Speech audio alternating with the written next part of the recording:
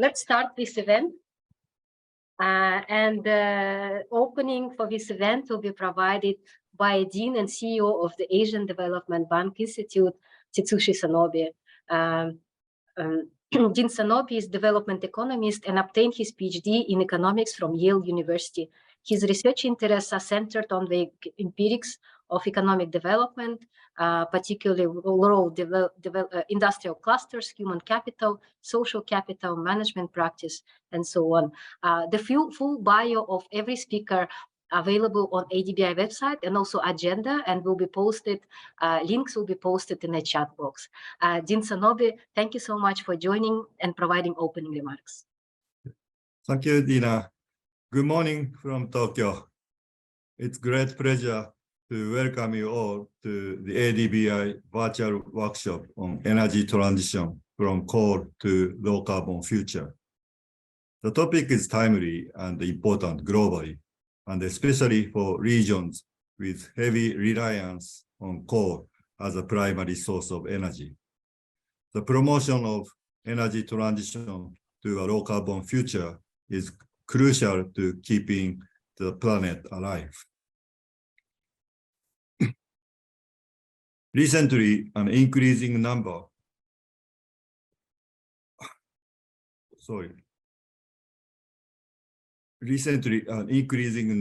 of developing countries have declared ambitious carbon reduction targets.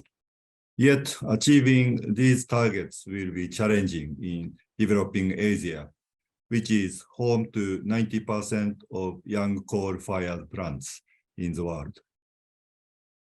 Developing Asia to support the endeavors of DMCs to achieve these goals, the Asian Development Bank launched the Energy Transition Mechanism, or ETM, a public-private finance vehicle that aims to lower emissions through the early retirement or repurposing of coal-fired plants and use the proceeds for clean energy development.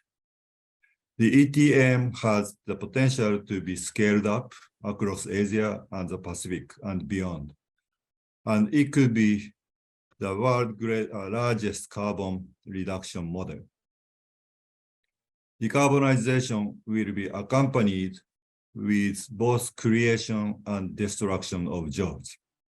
For just transition to be achieved, reskilling, upskilling, and repurposing must be planned and implemented in a timely manner.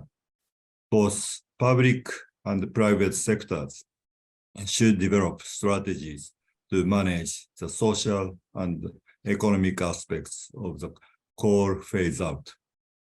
The empowerment of citizens, youth, and indigenous communities will also be important. For some countries, such changes can be difficult due to inadequate knowledge and capacity. How to overcome these challenges is in the scope of this workshop. So, over the 3 days, this virtual workshop,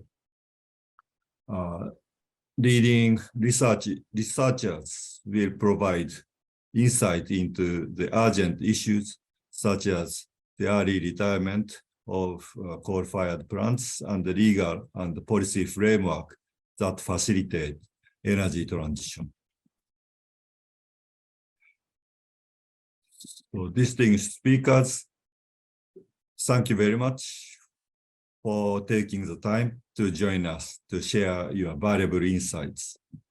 I hope we will have fruitful discussions that enhance cross-fertilization of ideas and deepen our understanding of just energy transition and help the authors improve their papers. Thank you very much. Dean Sanobe, thank you so much for providing opening of this event. So the next one, we have exciting keynote speech by Eric Berkloff, who is the chief economist of the Asian Infrastructure Investment Bank from the People's Republic of China.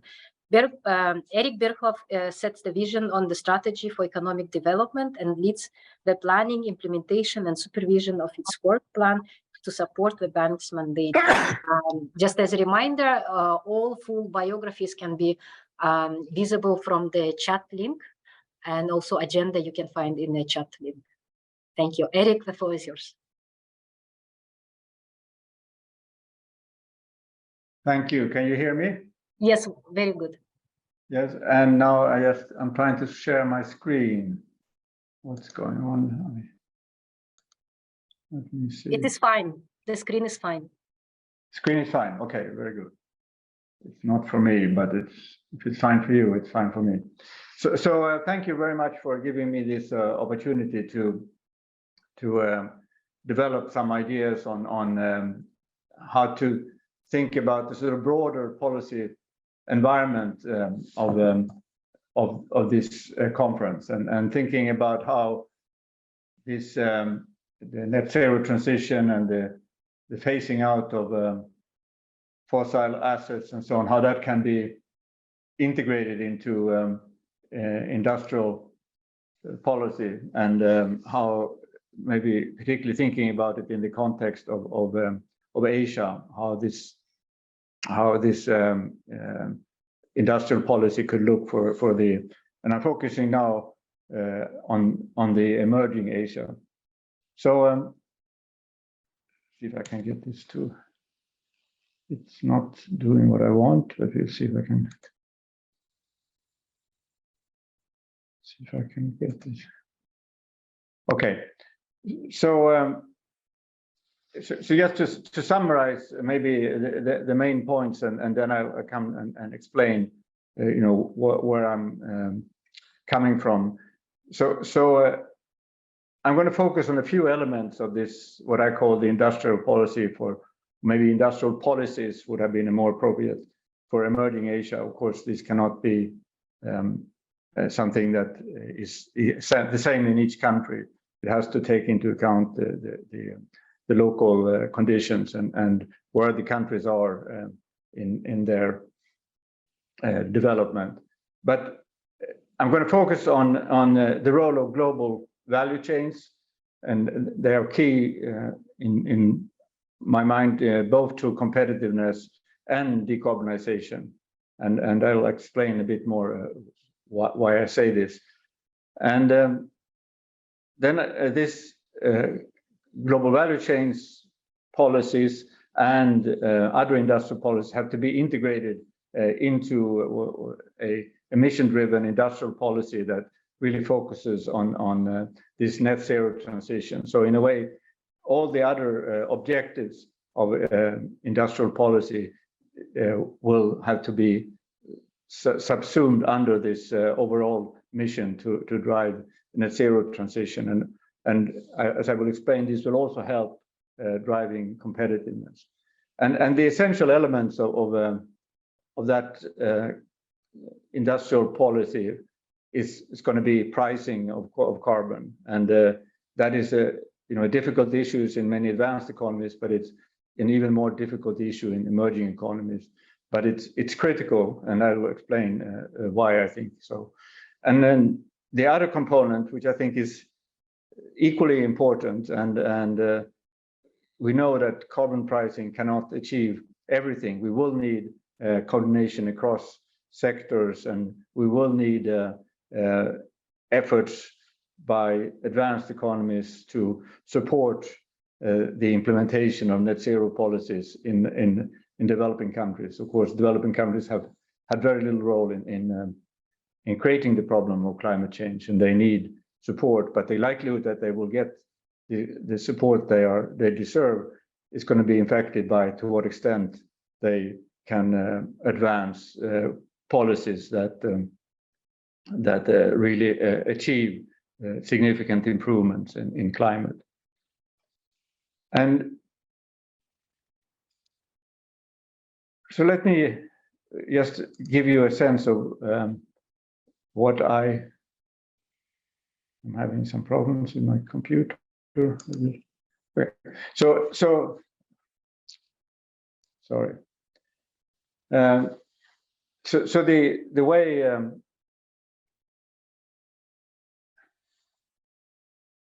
don't know why this is doing this. It's not responding very well. Sorry about this. So in the world that I'm thinking, and I think this is a sort of growing insight of thinking around industrial policy, that industrial policy really today is very much about growth policy. So it's about, and it's, I guess, the perspective that we have increasingly come to embrace is the sort of neo-Schumpeterian perspective, where innovation is the key driver. Innovation is what makes creates productivity improvements, and it's the various entrepreneurial activities that give rise to innovation, and that's what's going to matter for growth in the long term.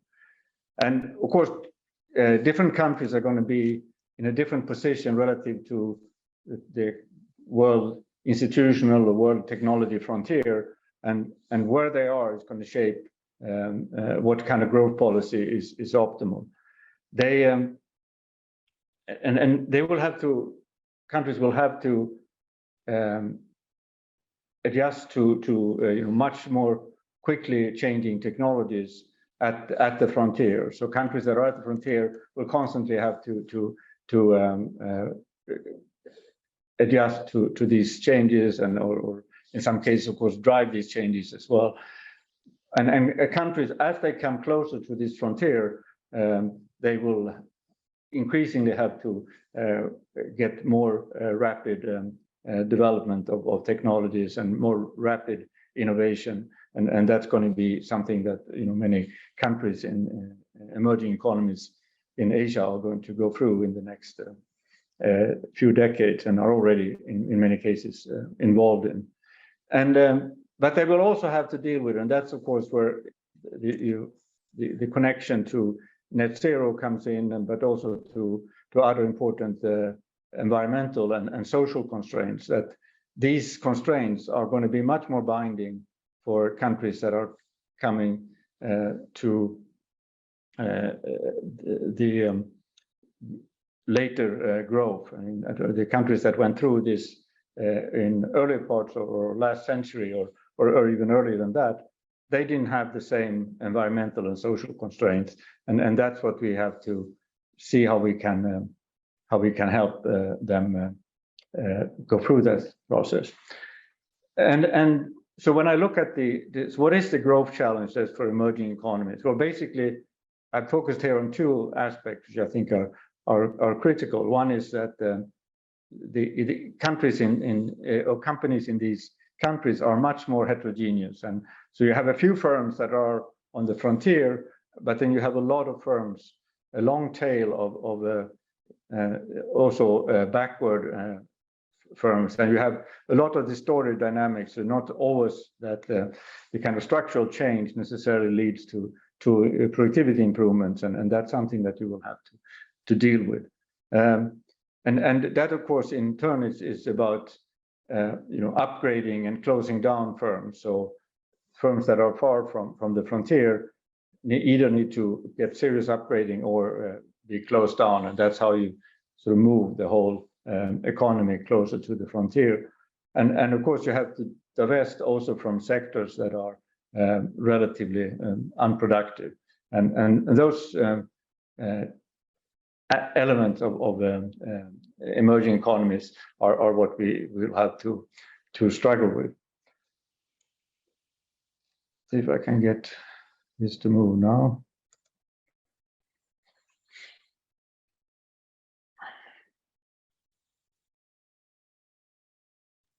Not really.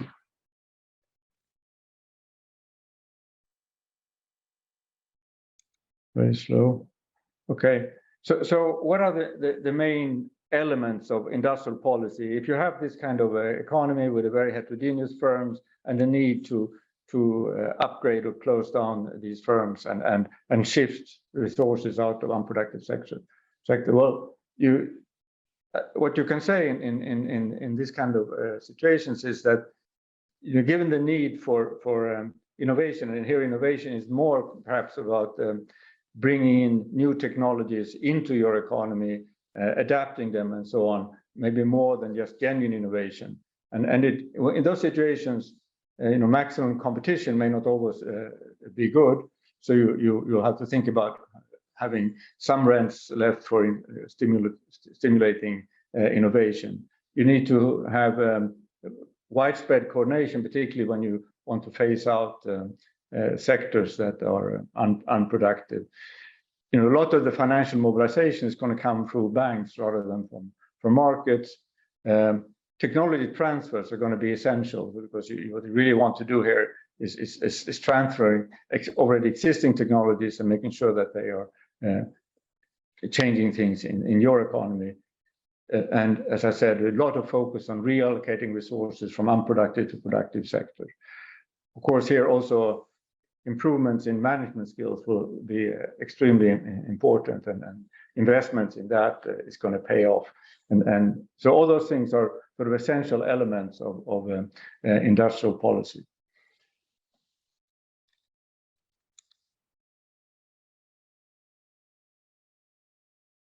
And of course, the sort of ultimate,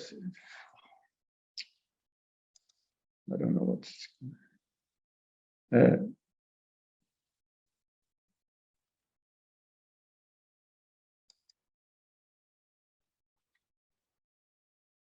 the ultimate challenge or the way it has been described is a middle income trap. Of course, there's a lot of discussion whether this is really a trap, or countries do indeed get stuck in this transition. But the transition is very real, and it's about going from investment-led growth to innovation-led growth, and that is the strategies that I talked about earlier are really about achieving that transition. And of course, there are many features that make this transition hard, and may explain why so many people have tried to establish the existence of a middle income trap. That there are indeed special interests that are very tied to an investment-led growth, and not really wanting to promote innovation, and those special interests need to be unblocked. And the kind of educational policies and the kind of financial system that you need for the innovation-led growth is quite different from what you needed under investment-led growth. So that is why you want to see, you need educational reforms and financial system reform to break out of that, and supporting the banking system with development of markets. And of course, it's going to be important here to build state capacity. State capacity is going to be central to what I'm going to talk about, and this state, what I call here entrepreneurial state capacity, but it's this idea that Matsukata has been talking about, that the state needs to take bets in the economy, and we need to make sure that the state is capable of that, and it's not captured by special interests. And of course, this is hard and things that to be achieved, but that's going to be essential. So let me start now and focus on one aspect, which is and a very important aspect, and it's the global value chains, and as a tool to raise economic competitiveness, but also as a tool to drive the net zero transition.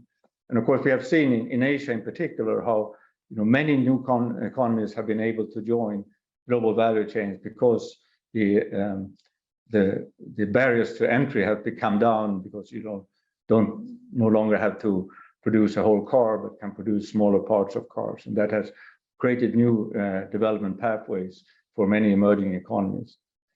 And of course, as we know, and it's something of course you care particularly about as these development bank focused on infrastructure, that a lot of this is connected to elements of infrastructure, and of course institutions are going to be very important. I've already said some things about that.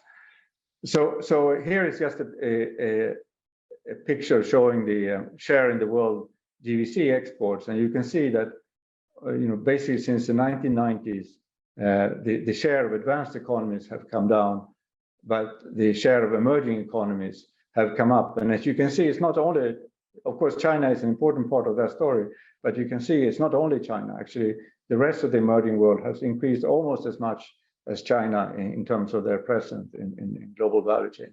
So that is a very powerful vehicle. And of course, trying to understand how we can strengthen that vehicle and allow an even greater number of firms and a number of countries to join these global value chains. It's going to be essential. And you can say that there is, you can do this in many different ways. You can develop upstream, you can develop downstream, and there's no real consistent pattern. It really depends on where you are, what capacities you have, and you can, if you compare China and India, they have followed quite different strategies, and China has upgraded in individual sectors, have taken more and more of intermediate goods, producing them domestically, while India has been realized value added by having high tech and increasing skills and specialized tasks and so on. So these are just two examples of how you can do this, exploit the global value chains in different ways, and how you can use this to develop use. Just a very quick word that this seems to be very strongly correlated also to infrastructure. And when you think about it, that's not so strange, because of course infrastructure is ultimately what allows you to separate the economic activities across geography. So it's going to be very important that as you try to enter into these global value chains, that you offer opportunities with infrastructure that allows you to connect to those value chains, and that this is going to be particularly important in more high-tech firms, high-tech sectors. And you also can see that the stronger institutions you have, the better you are, the more likely you are to participate in global value chains. And so this institutional and state capacity component are going to be very important determinants. I'll come back to that in a minute. Here is also just showing a connectivity of India. You can see that the interior of India is very far away from ports, and if you are that far away, it's going to be very difficult to develop exports. And we show here just some numbers on how connectivity is correlated with export performance. And so if you are more than 4 hours away, it's very hard to export, basically. So just telling you something about the challenge that a country like India faces when it wants to join global value chain. China, on the other hand, has managed to expand its engagement with global value chains geographically. So a greater part of the coastal regions are included, but you also see the emergence of new high-tech areas in the interior, something that was always a challenge for China, but it has, because of these infrastructure investments, and particularly this China-Europe railway, you can show has played a very important role in developing Chengdu and Chongqing as high-tech centers. And then you can sit down and think about these issues around how you connect infrastructure to industrial policy. You can have some policies that are very focused on developing DVCs, and you can have some that are focused on developing particular places. And so a special economic zone often focuses on DVCs, and of course it's a very place-based policy. You have more place-neutral policies like trade policies, and then you have those that are both sort of place-neutral and DVC-neutral, like institutional quality, business environment, and software infrastructure. So those that's just a very simple conceptual framework for thinking about what I'm talking about. And of course, that gives you a rich set of policy options. You can combine hard and soft infrastructure, you can do trade policies and so on. I won't go in more to that. So let me just come to the element that is maybe less obvious, but also I think follows from the same kind of reasoning that, when you want to achieve this net zero transition, actually global value chains is going to be one of your main vehicles. The DVCs are under tremendous pressure now to reduce their carbon footprints, and particularly the lead firms in these structures are they have the capacity to implement standards across the value chain, and that's exactly what drives the competitiveness of these value chains. And that also means that they can implement these new standards for when it comes to how what to use renewable energy, how to green transports and so on. And of course, that kind of green comparative advantage, how can you offer global value chains or firms leading in global value chains opportunities to green their value chains and reduce their carbon footprint. So there are many things that you can do, and perhaps this is the most powerful tool that you can think of that to achieve decarbonization across borders. We know that many of these international agreements are quite weak when it comes to actual implementation, but global value chains really have a tremendous possibility to bring about these changes.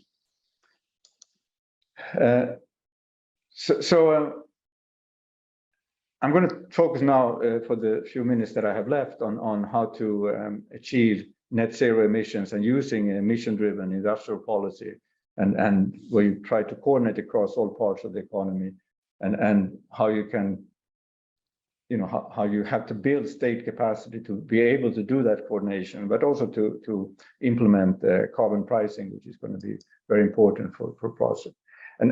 So that sort of raises the issue: what are the tools that you have at your disposal as a country? Well, you have, and as a state trying to push the net zero transition, well, you have, as we know in many emerging economies, these state-owned enterprises that are very important in sort of raising funds, and they're also important because they have can issue at lower costs, and that's going to help them. And this is particularly true, by the way, in emerging economies, that this gap between private and state firms in terms of cost of finance is particularly strong in emerging economies. So that's going to be one tool you have. You're also going to have the state-owned financial institutions, and they here include a lot of things like national development banks, sovereign wealth funds, central banks, and so on. And they are, of course, have advantage. They can take on larger projects with longer tenors and so on, and then they can help to partner with the private sector. That's going to be so important in achieving this. The problem is that the state-owned enterprises and the state-owned financial institutions are very heavily focused on the fossil sector. So really what we're going to need to achieve the net zero transition in these economies is to push use these firms to go from laggards to leaders, and try to use them to drive the net zero transition. You see that also when you look at the state-owned financial institutions, they are overrepresented in the fossil sector. So to summarize, you're going to need to use these tools, SOEs and state-owned financial institutions. They're going to have to go from laggards to leaders. They have to get out of fossil fuels, engage in renewables. We see some examples in the region, where this is happening, but it's certainly not yet. They can be part of greening value chains. They can be part of mobilizing private capital.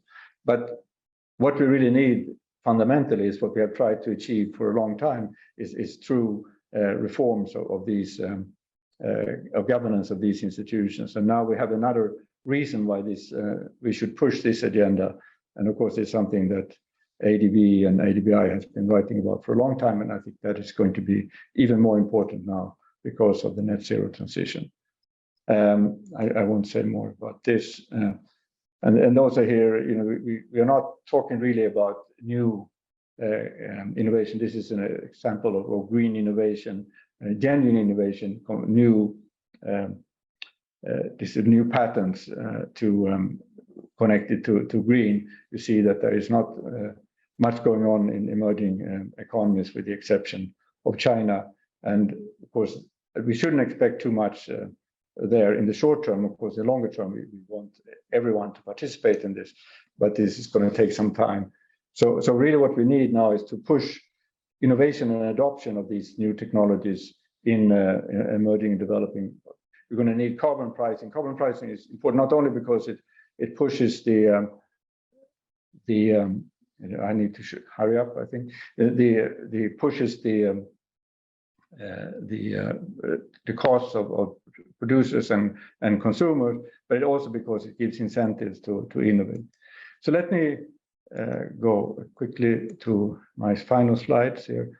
So was going to say a little bit about the state capacity and where it comes from and how one can build it, but and what to focus on. But let me summarize what I see as the sort of industrial policy for emerging Asia. So it's really about applying mission-driven policy frameworks, and you have to coordinate across the economy. So this is going to be a very big challenge for state capacity. It's going to need this reform of SOEs and state-owned financial institutions to help to lead that transition. We'll need to mobilize private sector capital and skills, and they can be part of building this state capacity. That's the kind of virtuous cycle you want to get going. There's a need to strengthen the ability to adopt new technologies and to facilitate DVC spillovers. We want to make sure that when DVCs come into countries, they really lead to spillovers in other sectors.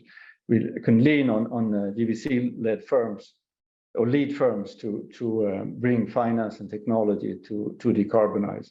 And of course, ultimately, we want to make sure that all this happens within the environmental and social constraints of individual countries. I have as my final slide, just an example of what this could look like. It's not from, at least not strictly speaking, from the Asian region, but of course, Egypt has a special feature that part of it lies in Asia. But I think it's a good illustration for how one can use industrial policy and decarbonization drive and climate change policy to drive the industrial transformation. So what Egypt has done is taken all its pipeline of renewable projects, both in solar and wind, put them on what they call a country platform. And at the same time, they also, as part of this platform, they have a number of projects to phase out fossil fuel assets within what they call a just transition program. They have invited a large number of multilaterals and to be part of this. EBRD has been the main driver, I would say. They have managed to get concessional finance from the US to help particularly facilitate the transition out of fossil fuels and compensate and reskill workers in that sector. They have got some funding from Germany for climate performance-linked debt. So debt, they get debt on cheaper terms by promising to deliver a climate performance and the specific targets on climate. And finally, and this is a very important part and connects where the decarbonization and the competitiveness come together as well, is that because they have done so, they put all these renewable projects on this platform, they've created visibility on the pipeline, and suddenly a number of or parts of these value chains that are behind the solar and wind, they are now looking at investments in Egypt because they think now this can be produced locally, and there are some examples of that. I think that is a very important driver. We need to have much more of these value chains in the emerging economies themselves. Today, most of the inputs into solar and wind come from developed markets, again, depending on how you define China. Of course, China is an important source. So trying to find ways of creating more jobs locally, getting more production locally, that can be part of this industrial policy. Thank you so much. Sorry that I took a little bit more time. I had some problems on the technology side here. Thank you. Thank you very much, Eric. Wonderful keynote speech. So we can take questions from our audience.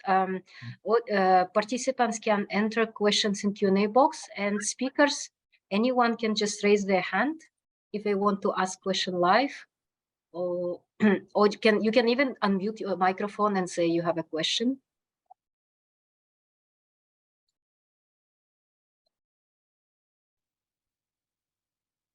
Okay.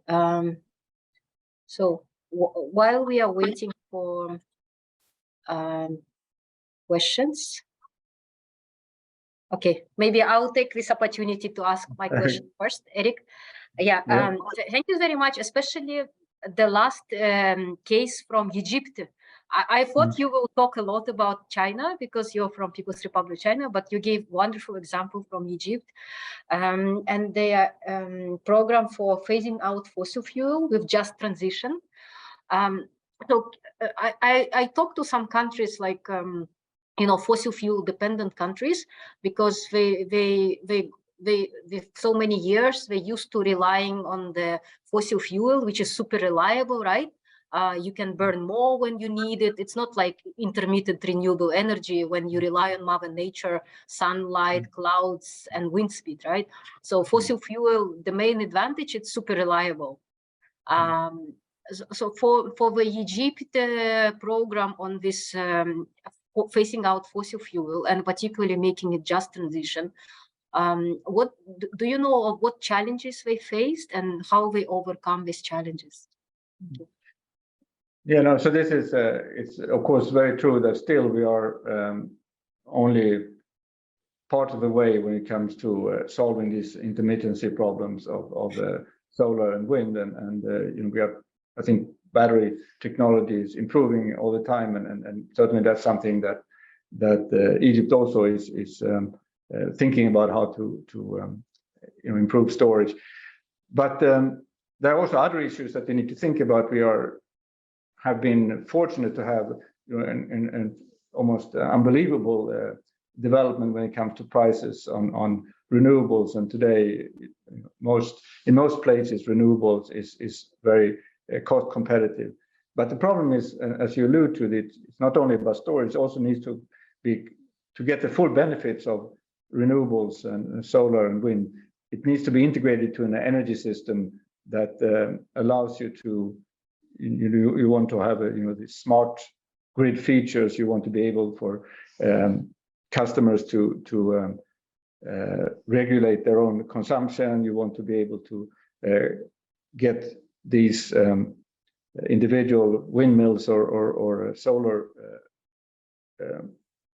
plants to feed into the networks. There are a lot of investments around that have to happen, and we need to make sure that when we go in and promote, as both ADB and AIB do, go in and promote renewables in countries with maybe weaker state capacity, that we also make sure that there's a lot of support when it comes to developing the policies that can go along with these new renewable energies. So, you're raising an important issue that for there's still for countries that rely on carbon assets or fossil assets, they have this sense of security, and maybe particularly for countries that may have it themselves instead, rather than relying on imports. For them, this is an element of energy security, and of course, developments over the last couple of years, I think, have emphasized or re-emphasized that need for energy security. So many countries feel that particularly strongly, and maybe particularly those countries that have a lot of fossil fuel assets, they get worried when they are put under pressure to phase out. But I think we just have to find ways of showing that this gives you a new sense of energy resilience, and that you can tap in solar and wind almost everywhere, and that you can actually in the long term have a much more independent and more resilient energy system than if you relied on fossil fuels. Okay, great. Eric, there is one more question about Egypt case from Bart. Please describe what are the key elements of Egypt just transition of moving from coal to clean energy alternatives? Yeah, no, so the as I said, there are two aspects. One is the promotion of solar and wind, and the other is how to phase out coal assets. And basically they have looked at their different fossil fuel assets and come up with a plan for phasing them out. Looking at the human capital in particular. I mean, there are some part of these assets that can be transferred. For example, some ways of regulating the energy system and so on that can be transferred from the fossil sector to renewables.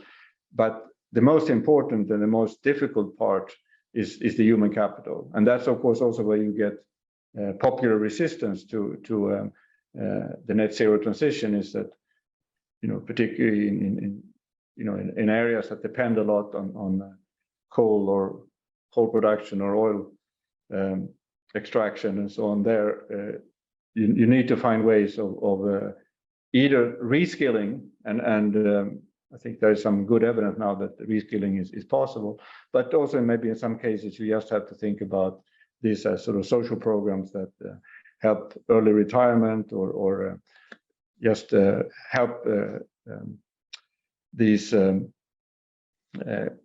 groups that are working are very dependent on these technologies. They just have to get some support.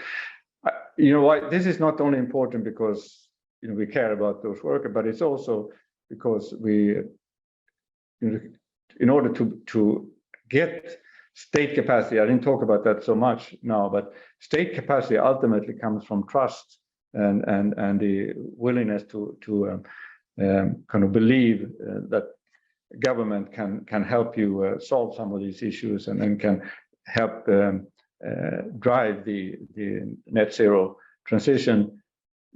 For that to happen, you need to have trust and strong support from your population. And if we don't have policies that push the fairness of this transition, we're going to have a lot of reversals and a lot of political upheaval in the process. So absolutely critical to focus on that aspect. I think the Egyptians have done that quite cleverly.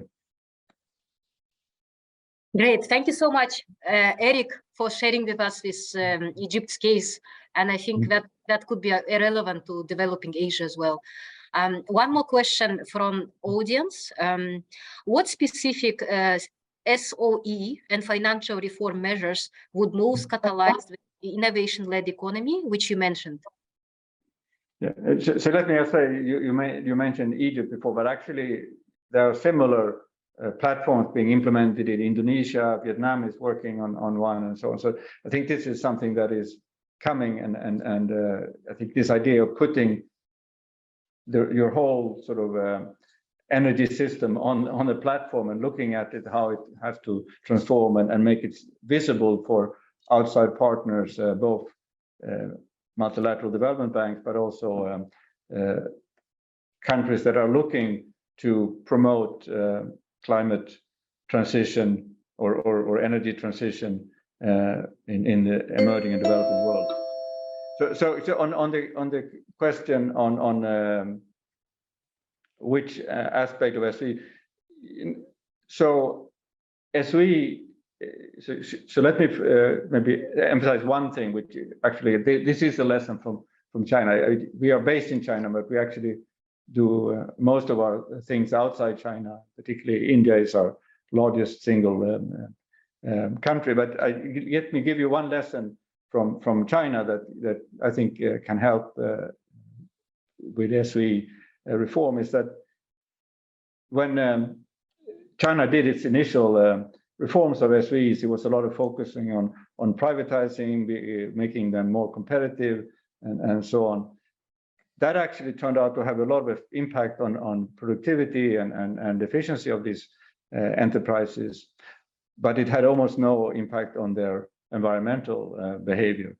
But it was not until they integrated into the assessment of SOE managers clear environmental criteria that you can see, and we actually done some work on this showing that had a measurable and significant impact on environment as well, on the impact of these companies on the environment. So I think that's something that can be transferred to other countries. A lot of China's experience might be difficult to transfer, but this part I think is quite possible to transfer. Looking at what assessment tools do you have when you reward and promote SOE managers? Try to think about how you can integrate into those elements, into those tools, or environmental and climate-related elements. Thank you very much, Eric, for a wonderful speech and taking several questions. There is one more question remaining Q&A. If I can ask you, please, to type answer after we finish this. Can you please just type answer, because we don't have much time. Eric, thank you so much. I learned from you. Actually, when I was thinking of coal phase out, this energy transition topic, I was always thinking of technical aspect, like intermittency, energy storage expensive, about finance, about technical difficulties. But you actually brought me another point, which is, you said it's important to have fairness and to have trust and support from population, from local population. So this is, I think, I haven't thought about this. And thank you so much for bringing this very important trust and support from local population. I think that's my key takeaway for today. Thank you so much. Thank you for having me. I would like to invite our moderator of the session 1. So the session 1 called Promoting Coal-Based Power Plant Retirement, Ms. Cleo Kawawaki. She is head of the Office of Public-Private Partnership of the ADB in the Philippines. OPPP supports enhancing enabling environments and providing transaction advisory services for greater sustainable economic growth in the region through PPPs. And also, it's great to have her, especially that she's working on energy transition mechanism led by ADB. Cleo, the floor is yours. Thank you, Dina. Yeah, it's a great pleasure for me to be here today. I have a confession to make. I was the mission leader for the last coal-fired power plant the ADB did. So I'm kind of paying penance by doing energy transition. And I'm really excited about these 3 papers that we're going to introduce now on promoting coal-based power plants retirement. As well, energy transition is everyone's business, and we need to retire those old coal-fired power plants. Need a way to do it with just transition. I mean, and all these papers have really taught me a bit, and I'm really looking forward to the discussion going forward. So we only have 105 minutes for these 3 wonderful papers. So I'm going to be a little tight on time. So strictness will do, I think, 10 minutes. 15 minutes for the presentation, 10 minutes for the discussant. And I hope we can have that 5 minutes for the Q&A after each session. So first paper is on accelerating coal plant retirement at scale, presented by Debrata Chattopadhyay, Senior Energy Specialist at World Bank. And the discussant is Manisa Padhabanga, economist at Economic Research and Regional Cooperation Department at ADB. So over to you, Deb. Thank you, Cleo. Let me share my screen so that I can show you the slides.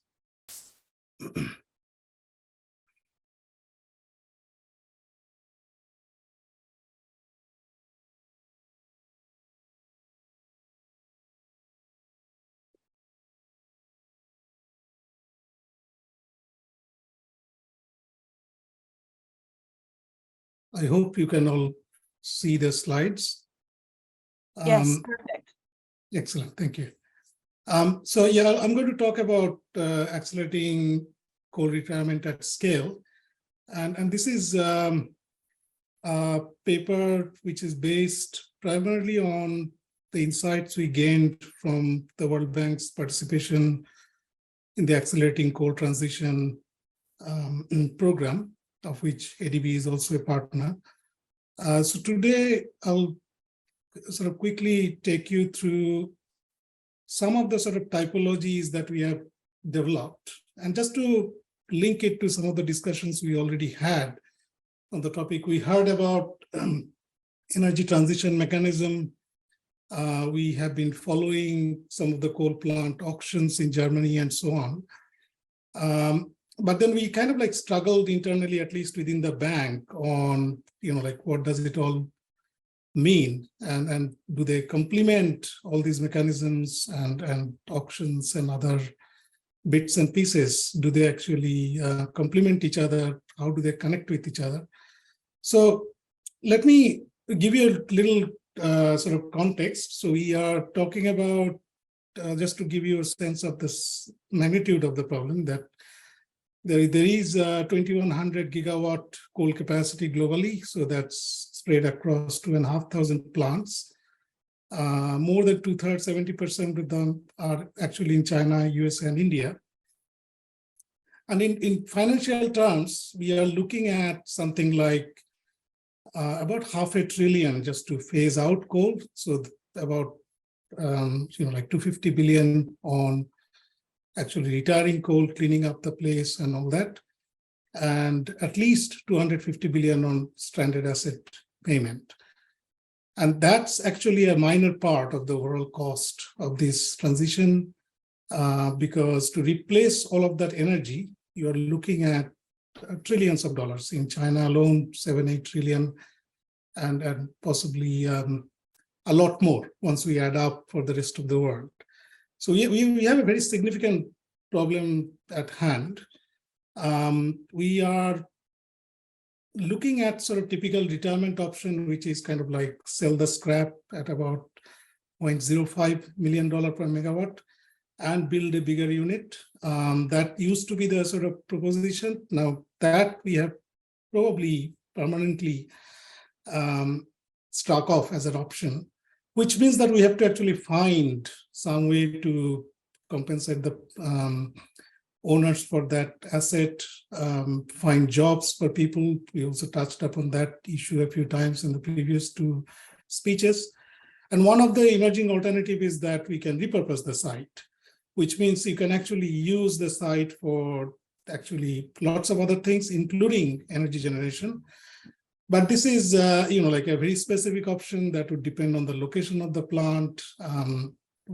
Does actually the system need some of the energy related services that can continue on that site?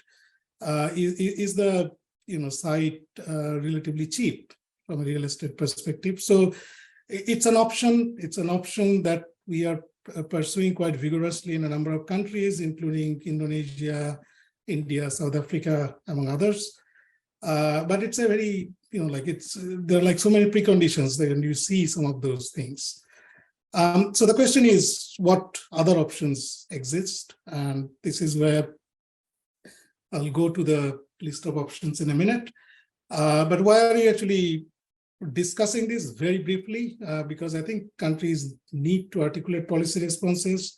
Yes, there is ATM, there is coal repurposing, but we can't actually focus on just one strategy because it may not fit all the context perfectly. And we need to do that very soon because there has been very little progress on this important topic over the last 2 decades. And if we are talking about net zero meaningfully to be achieved over 20, 30 years, then this is the decade where a lot of action has to take place very quickly. So it's very important to know all of the options. What are the alternative business models? The current policy is, which is kind of the second bullet point, that's really focused on technical aspects. So you go to India and you hear about age and efficiency-based criteria, like 25-year-old or like older plants will be retired if they have a heat rate of X higher than a certain value.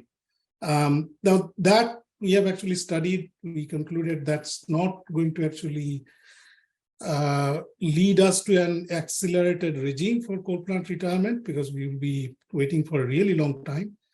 And then there are like other proposals, pilots, and this space is very confusing. For those of you who have worked in this, you will actually get bogged down by the terminology. So this is kind of like what we, this is very personal view of a few people. So, but this is one way to actually summarize some of these alternative options. And we kind of like created these 5 classes. One is a policy-based closure, which is like where a country has declared that all coal plants will be retired by a certain year. And then there will be payments made. And that payment could be either a stranded asset compensation, which Australia tried many years ago, not very successfully. Germany is having more success in running an auction to do that. There is the buyout model, which is kind of like transferring the coal plants under some of the new ownership and then promise to retire them by a certain date. And this is where I think the energy transition mechanism by ADB that sits. And there are other sort of alternative ways where there's sort of more direct purchase of plants by the utility from the IPPs and so on. So there's that sort of general buyout model out there. Repurposing, which I already mentioned, which is kind of reusing the site. And this is where we are already progressing a project in South Africa that some of you may have heard, Komati, and I'll give you a little bit more details in a minute. Basically, the idea is that you can take the old coal plant site, get rid of coal, but like you can put up solar plants on the ash pond. You can actually use the generator to produce reactive power, which can be a very valuable service to the grid to connect renewables.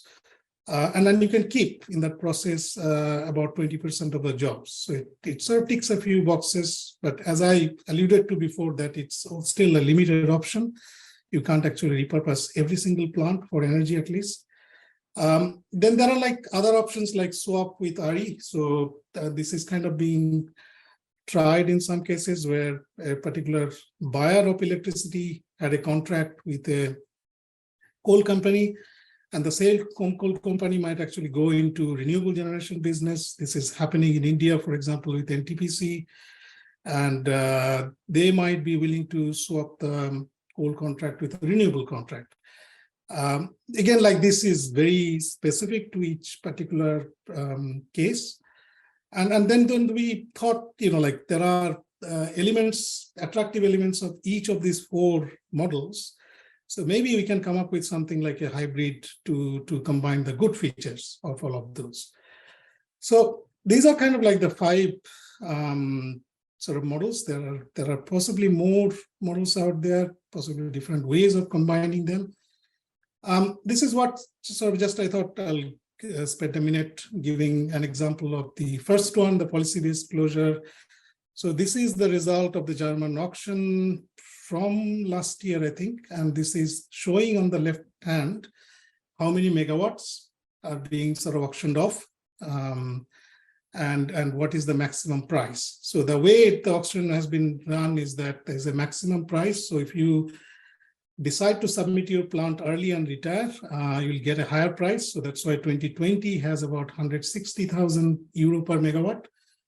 And then if you sort of come into this later, then the price drops. And there has been good sort of response so far. So that's the blue curve is showing that there's about 10 gigawatt that has already been successfully auctioned. And the prices are actually lower, substantially lower than the max price cap. which are the green dots. And this is good. I mean, if you look at the number for a minute, this is kind of $60,000 to $100,000 per megawatt. So that's actually a lot cheaper than some of the stranded asset costs that we have seen in the literature, which can be 3 or 4 times as high. Let me just spend maybe 30 seconds on the energy transition mechanism, because this is ADB and it, like it has been discussed already a little bit. But this is basically one of the prominent buyout models with great potential. If it can be scaled up, the basic idea is that the investors can sort of come in and they kind of pull together the low-cost funding from various sources, possibly a generous amount of concessional financing into it. And then they create this facility where basically it acts as a bad bank, where it has got 2 components: carbon reduction facility, which is essentially shutting down coal plants, but also create sort of clean energy facility to generate RE. And how this thing will play out is still to the best of my knowledge, and I'm sort of working with the ADB team in Indonesia and India to some extent. This is sort of still forming, and coal repurposing is actually very much an option. So the hybrid model I talked about, at least for ETM and coal repurposing, that mix is already taking place. But this is an interesting space and could be very exciting for retirement of coal. This is our sort of World Bank's South African Komati project, just to give you a sense. So this is a repurposing, the second model that I talked about. And this is basically a sort of a draft budget that we prepared a few months ago. And this is where we are actually retiring Komati, shutting down, demolishing it, and then putting up 150 megawatt solar. It's a huge site, so it can actually hold a decent amount of solar, plus 70 megawatt wind. Lots of batteries, 600 megawatt hours of it. We are proposing to use 3 of the generators as synchronous condensers to produce reactive power. And there is an, like the component C, which is in dollar terms not the most significant one. It's only about 10% or so of the total amount of about $500 million. But this has got like transition for works, the economic diversification of the region, and stakeholder engagement all built into it. A very significant component for the success of the project. So I think Dina already expressed that this is an important element. It is from our discussions, and we are having very similar discussions in India at the moment. Now, this hybrid model I've already covered, and I'm not going to talk about it other than saying that this is something we are yet to explore, other than mixing the coal repurposing and the ETM type approach, buyout and then repurpose. We are also looking at possibilities to merge it with wholesale electricity market, and this is an option in both South Africa and India. I just don't have enough time to go into the details of this, but this is kind of like what I would call market-based mechanism. And in the UK, without actually talking seriously about coal retirement, it has worked like a treat. Basically, in very simple terms, if the plant is not actually economic, then it will lose out, dispatch in the wholesale market, and sort of die a sort of a natural death. And if we can combine that, especially in India, this could be a very useful opportunity where there is a very significant wholesale market proposal underway. So, yeah, I mean, in terms of the key messages, and I have just a minute to summarize those. The first message is that sort of at least our learning, or my learning to be precise, is that it has to be like the strategy has to be tailored for each country. If you have a market, if the auction will not work in most of the countries, can you do really an ETM? Can you find all the money? This is a big question. The there's no reason to believe that one model actually has performed and can perform unilaterally better than others. One thing for sure is that the age efficiency-based criteria, which is the norm in several countries, several developing countries at least, it's going to be too slow. The buyout model is looking great on paper, but then I think until we scale it up in terms of the billions, we don't know yet. And repurposing, as I've mentioned already a couple of times, that it's going to be part of a strategy because it's going to be required to be crafted for each situation.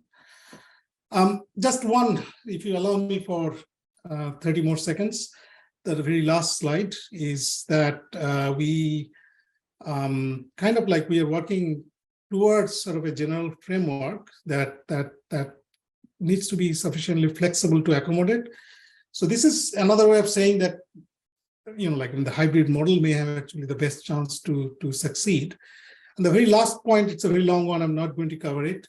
But one thing is that it's better to start at the easy end, which is basically the old inefficient plants that are almost dead.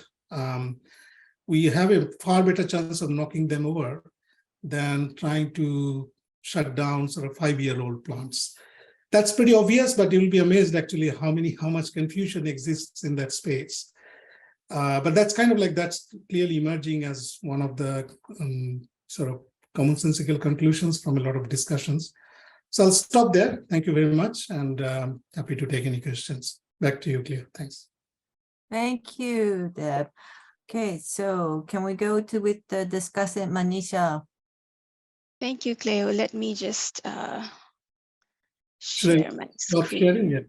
Let me stop.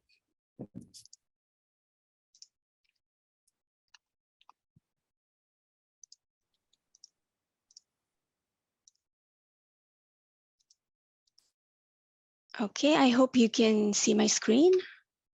That looks Yes. great. Great. Thank you. Thank you for having me here. I really enjoyed the paper and also listening to the presentation. So I just have 10 minutes, so let me go ahead. Let me first provide a very, very brief summary of the paper. Dave has already provided a very clear presentation, so I'm not going to spend too much time on this. So basically, the context is that there is this increasing discussion on the need for accelerated retirement of coal-fired power plants to meet Paris Agreement goals. And various business models have been proposed and in some cases even applied. So the paper basically classifies these business models into 5 main ones, and I've listed them here: policy-based closure, buyout, and you also have repurposing and swapping of renewables, which really can be accompanied with any of these other business models. And finally, the hybrid one. So the paper focuses on the first two, the policy-based one and the buyout one. And it goes through some of the strengths and weaknesses of each of the approaches. The key question that the paper tries to answer is how can we achieve coal retirement and really scale it up? And given the proposed business models, what have we learned, and are there any business models that can be easily scaled up? The overall thesis is that we need a tailored hybrid approach. This will be based on the policy system and the ownership of the coal fleet.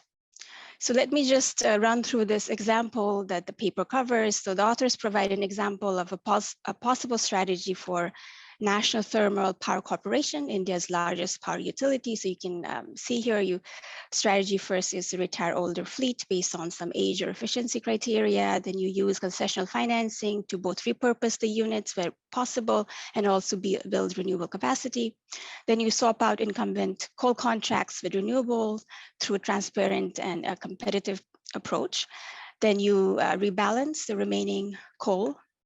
And also make sure that you have most of the coal and renewable outputs in the wholesale market to make sure that it clears to the market. So there is a competitive process.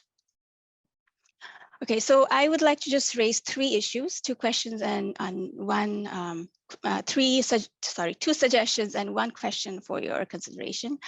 The first suggestion is to provide a bit more context on why coal retirement is so difficult in Asia. I know the paper is not really focused just on Asia, but as 70% of the world's coal capacity is in the region, when we discuss coal, we can't really not talk about Asia.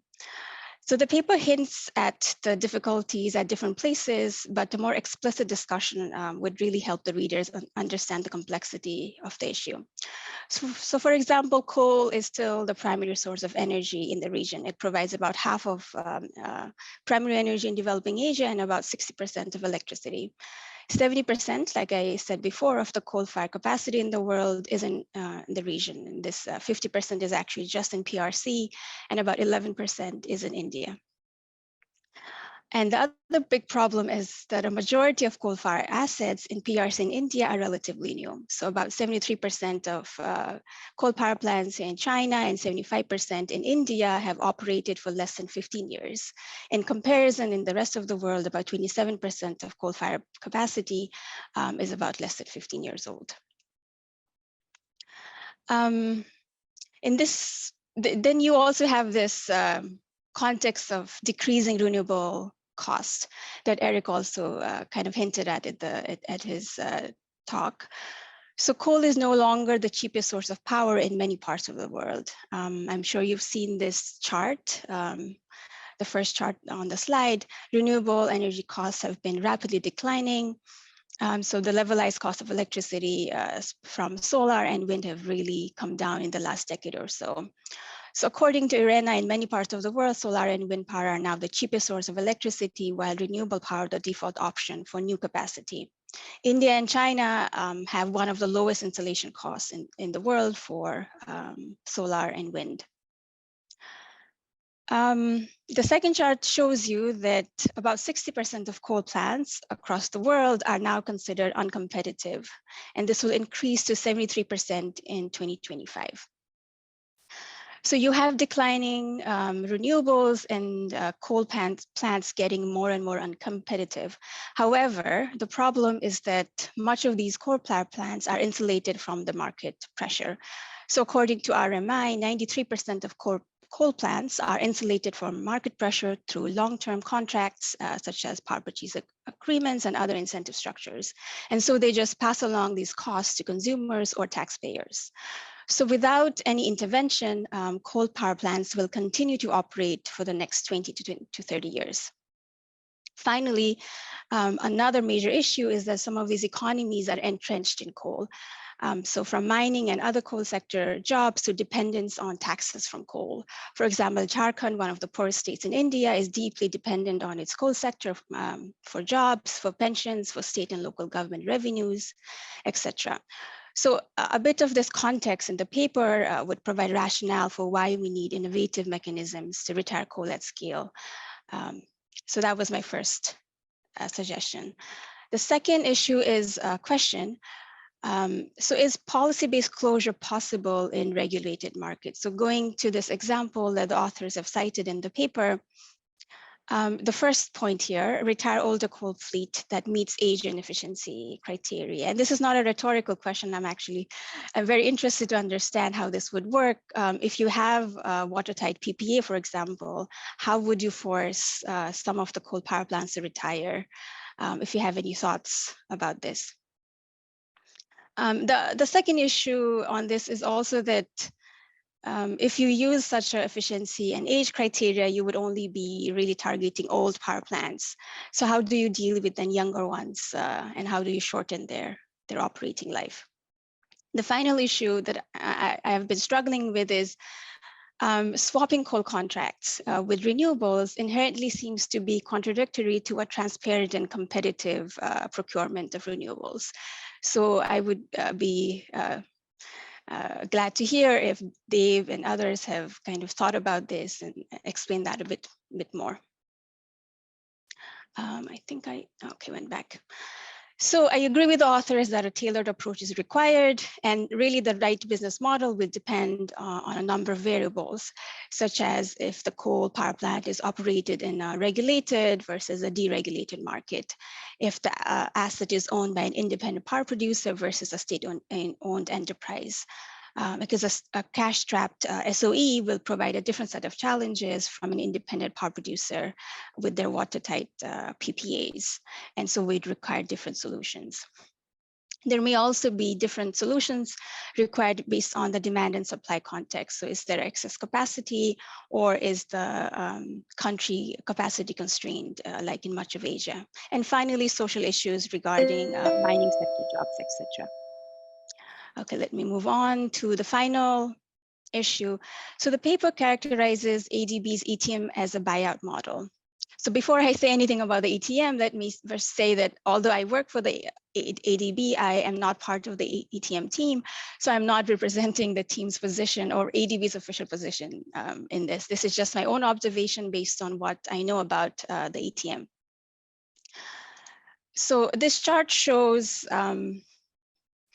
the business model for ADB's ETM. And originally the ETM concept was based on this buyout concept.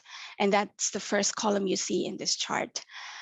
But now this can only be really used in exceptional circumstances. And ADB has moved away from this to a more synthetic model, the second column in the slide. And under this, ADB invests in a debt-like instrument, and existing shareholder remain as 100% common shareholder, just with a shorter PPA tenure. So the financing needs are still large, but it's substantially lower than the first contract. And this is mentioned in the paper.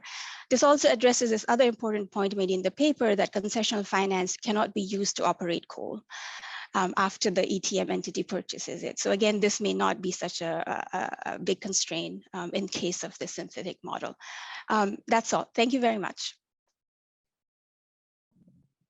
Thank you, Manisha. Okay, we have 30 minutes extra, but we have one question from the audience. And is there any good examples of private-based coal phase-out that involves a relatively low involvement of public funds? Can I ask Deb to try to answer that? And also, if you take some time to respond to Manisha's queries as well.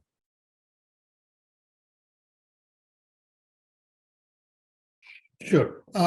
Yeah, so let me start with the question from Nafal. If there's a good example of a private-based coal phase-out that involves a relatively low involvement of public fund. Yeah, unfortunately, there is, I can't think of a good example. I think we have retirement of coal in Chile, but that's not really a low involvement of public fund. There are privately owned plants that are being retired in Germany. That's also not in that category. So unfortunately, no, I can't think of anything, but like if somebody from the audience has any knowledge on this, please do jump in. Yeah, we have the example in the Philippines, the coal-fired plant retirement that didn't involve any public funds. It was pretty much an arbitrage on the financing. That's good to know. Thank you very much. If you like, I can probably try to at least provide partial answers to Manisha's question. And I actually didn't note anything down, so if I missed something, please do let me know, Manisha, if I missed anything important. I think the first general theme was like, why is it so difficult in Asia? And you yourself provided the key answer that a lot of that fleet is relatively young. I think part of the Indian fleet is getting old. About 30 gigawatt out of 200 plus is fairly old. And that's kind of where we can probably initiate that process. That's also true for some of the Chinese coal plants. But if you look at like Indonesia, Philippines, and Viet Nam, the fleet is really, really young. So I think with the average age of 15 years or less than that. So I think that's part of the challenge. I mean, there are sort of opportunities where we can initiate the process, and there are probably enough gigawatts to gain some momentum, gain some understanding. And by that time, like a lot of these plants that are 15, 20-year-old will be in that category. But the other point that you have also mentioned is the presence of these very long-term power purchase agreements. And how do we sort of renege on some of those PPAs? That's kind of like being the most sticky issue. And there are theoretically plausible solutions out there, but none that has been sort of applied to scale. And I would imagine it will be very, very difficult to do that. And the third issue is like where coal production is also part of the country, India, Indonesia being sort of prime examples. Of course, a lot of jobs depend on that, and the mining sector is actually the bigger challenge than individual coal plants, because some of the bigger mines, they actually supply multiple plants, and if one of those shut down, that's like thousands of jobs, and it's a very political issue, as I'm sure all of you are aware of. So I think nobody really wants to touch that sector. Even in our sort of coal transition program at the bank, we carefully stayed away from it as much as possible and as long as possible. And I think, again, that sort of goes back to the issue that if we can start the process, we would start at the sort of easier end. And if we are talking about shutting down one plant, that's not really affecting a large coal mine, and the jobs practically do not change. So I think for each of those sort of reservations, challenges, there is a way to initiate the process, gain momentum, and so on. I think the second issue you touched upon, Manisha, is the one on definition of ETM. I should actually update the paper to reflect some of the changes to ETM.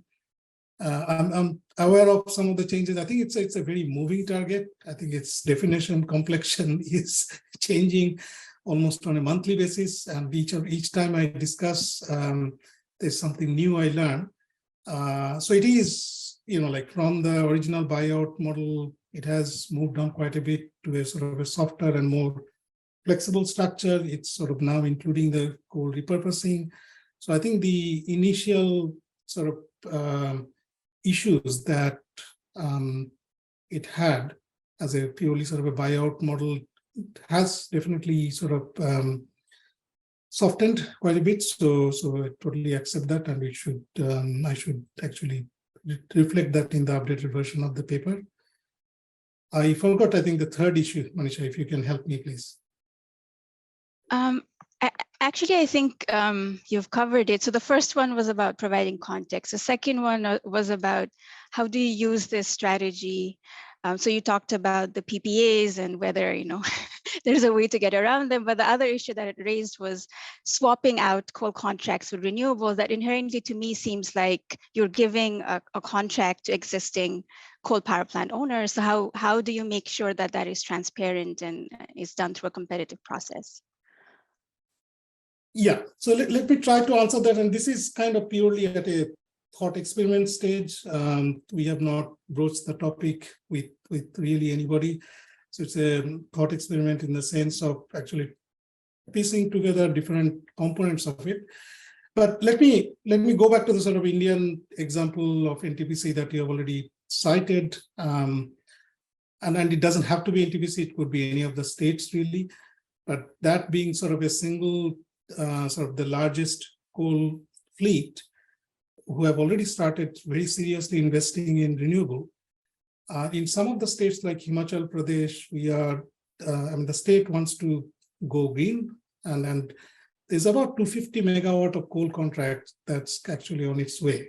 So one of the propositions that we discussed with the government is that if NTPC could actually swap that part with one of their RE and actually offer that generation, that the coal generation that then frees up, because the plant is not going to necessarily disappear, on the wholesale market. And there is a market-based economic dispatch proposal, MBED, which actually has got sort of NTPC as the first candidate to offer all of its generation on the market, on the 15-minute spot market. And then that sort of, like that might create a nice precedent for, like how some of this coal generation, which was tied in PPAs, could come onto the market. And then once it comes onto the market, you immediately see that a lot of the PPAs out there are more expensive than the wholesale spot price that you see. Now, of course, this is uncertain. It might change. We have seen the wholesale market spot prices in India going wild in the last few months because of the very high coal price and whatnot. But then in general, if you look at the last sort of 10 years history, then it's sort of around 3, and the average PPA price is closer to 4 rupees per kilowatt hour. So that's about 6 cents or something like that, compared to 5 cents in the market. So that's 4 and 5 cents. But there's a sort of a 1 cent difference, which is quite significant. And if that competitive pressure works and extends to the remaining fleet, you can see a process where a lot of these coal plants will actually lose dispatch, will be under competitive pressure. Whether it will happen or not is a very difficult question. But unless we try and bring some of these things, thought experiments into real experiments, we'll never know. It has certainly worked in UK.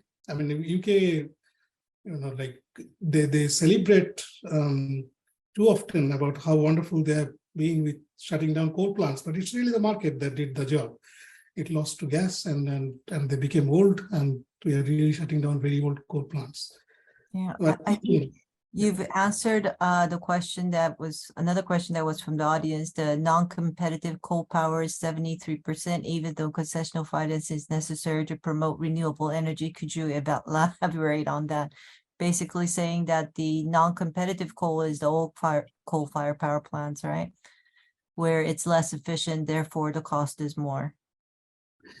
Yeah, firstly, I think that's probably coming from the RMI report, which I frankly disagree with, because I think the moment we work with individual countries, and we have, like at the bank, we have developed models for more than 90 countries, we don't find evidence to that. Yes, a reasonable share, I won't give a global number because I don't know it, but like India, for example, a lot of the coal plants variable costs are still lower than renewables. Plus, renewable is not going to give you the base load power, so it's not really comparable. You add the cost of storage, it's actually a lot more expensive. So I think it's complicated. Where do you actually find adequate sites to build hundreds of gigawatts of solar and wind? That's a challenge. Where do you find the capital for that? So I think like that particular transition on paper works. To make it happen, there are like still quite a few barriers to renewables before it can actually beat coal, at least the operating older coal plants, which have been fully depreciated. Thank you. Great. Thank you, Deb. So I'd like to invite the second paper presentation, the renewable energy transition and the economics of banning coal-based electricity generation in India. Divesh Komadipu, research scholar at Economic and Business Colorado School of Mines in the United States. And as a discussant, Roger Fouquet, Senior Research Fellow, Energy Studies Institute, National University of Singapore. Dipesh, please take the floor. Thank you. Let me show my slides.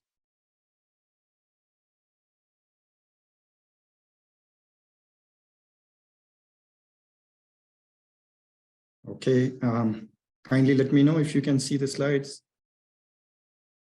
Yes, looks great. Thank you. Thank you for this opportunity. So I'm going to pick up some threads from where Deb and the previous discussions have led to, and build upon that. So my research context was basically to say that Indian electricity is still very predominantly coal-based, and there has been effort in the recent past to make a shift towards greener energy.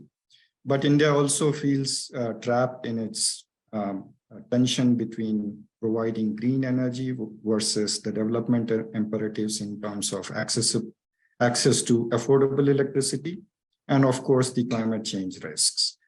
We have seen that in the recent past, the Indian government has also made a commitment to decarbonize and go to a net zero by 2070. So I think this is the context in which I set this research, and to substantiate why there is a possibility of India moving away from coal is also from the fact that there have been reforms in the past, particularly with regard to private sector participation, which was first by completely delicensing generation and then subsequently trying to get more private participation even in distribution sector. And then another reform which often does not get its due is the competitive procurement of all electricity by distribution companies, which was initiated in 2011. So that there's a separate study that I've done, whether that event was statistically significant or not. And it comes out to be a significant reform in the history of Indian electricity sector. And as a result, as you can see in this chart, that Indian growth that used to be very heavily hinged on electricity generation, and then electricity generation being back-to-back hinged on coal sector growth, has now kind of changed track. And since 2011, when there has been competitive procurements by distribution companies, we have seen that coal has taken slightly a back seat, and that has become slightly more discernible trend in the recent past. On the other hand, we see solar and wind power sector experiencing lower and lower tariffs. And these are the results of competitive bids that have happened in India in the last 10 years or so. In fact, there were more history before 2012 where the tariffs used to be exorbitant and governments used to spend nearly half of those tariff numbers as subsidies being provided to those developers. But we have seen from 7.49 rupees per kilowatt hour in 2012, it has come down to 2.29 in 2022. And one of the important factors that we have to also keep in mind is that 7.49 used to be just the solar or wind installation, whereas 2.29 is the round-the-clock kind of competitive bid, which also includes storage in it. So in some sense, we have seen that economies of scale have worked in favor of renewable energy. There's also learning by doing, where large number of players now have experience in project implementations and O&M practices, and of course, technological innovation in manufacturing of components as well. So in this research context, I just wanted to ask questions like, if we didn't have, like, in the first keynote speech we heard from Mr. Bergloff, that what if we have social cost of carbon or a carbon tax, or what if we ban or permanently retire coal-based plants? So I wanted to ask questions that if there was no such intervention, would there still be a time when Indian electricity would get decarbonized? Then the second question, which would be followed up, was that if we had a social cost of carbon, how soon can this transition be hastened? And third, that if there was a ban on coal-based power generation at a certain point of time, how much deadweight loss in economic efficiency could it result? So although I agree that there's no such talk within the policy fraternity within India that talks about banning coal-based power, in fact, there's a significant reliance on coal-based power still, and most policy makers and policy fraternity agrees that India would still see reliance on coal-based power for some times to come. So based on that, I have developed a dynamic optimization model, and I think most of the models that I could see in the literature, extant economic literature, are static in nature. They talk about how year-wise, how the demand could increase and how those sources of supplies could continue to meet those, but they don't look at typically the investment behavior, which basically compares the marginal benefit and marginal cost of these sources of electricity. So dynamic models is a good model to deploy in these circumstances. And basically, I would say that this model agrees that there is a benefit of installed capacity of coal-based power and renewable energy power. And that subtracted with operating and construction cost of these sources of energy. When we take this across time, we can get the planner's problem, which maximizes this utility. And also, this is subject to constraints like the state equations that I mentioned here, where A is the inverse of retirement, useful life of coal-based power, and B is the inverse of useful life for renewable energy. And in this context, they are 30 years and 12 years respectively.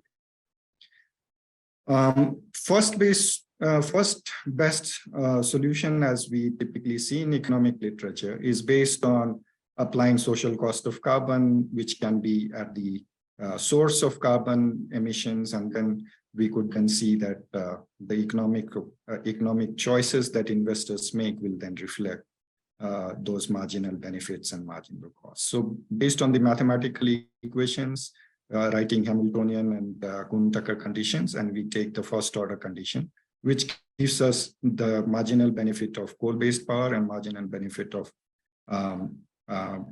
renewable energy power. And as you can see, they are stated in the equation on the slide.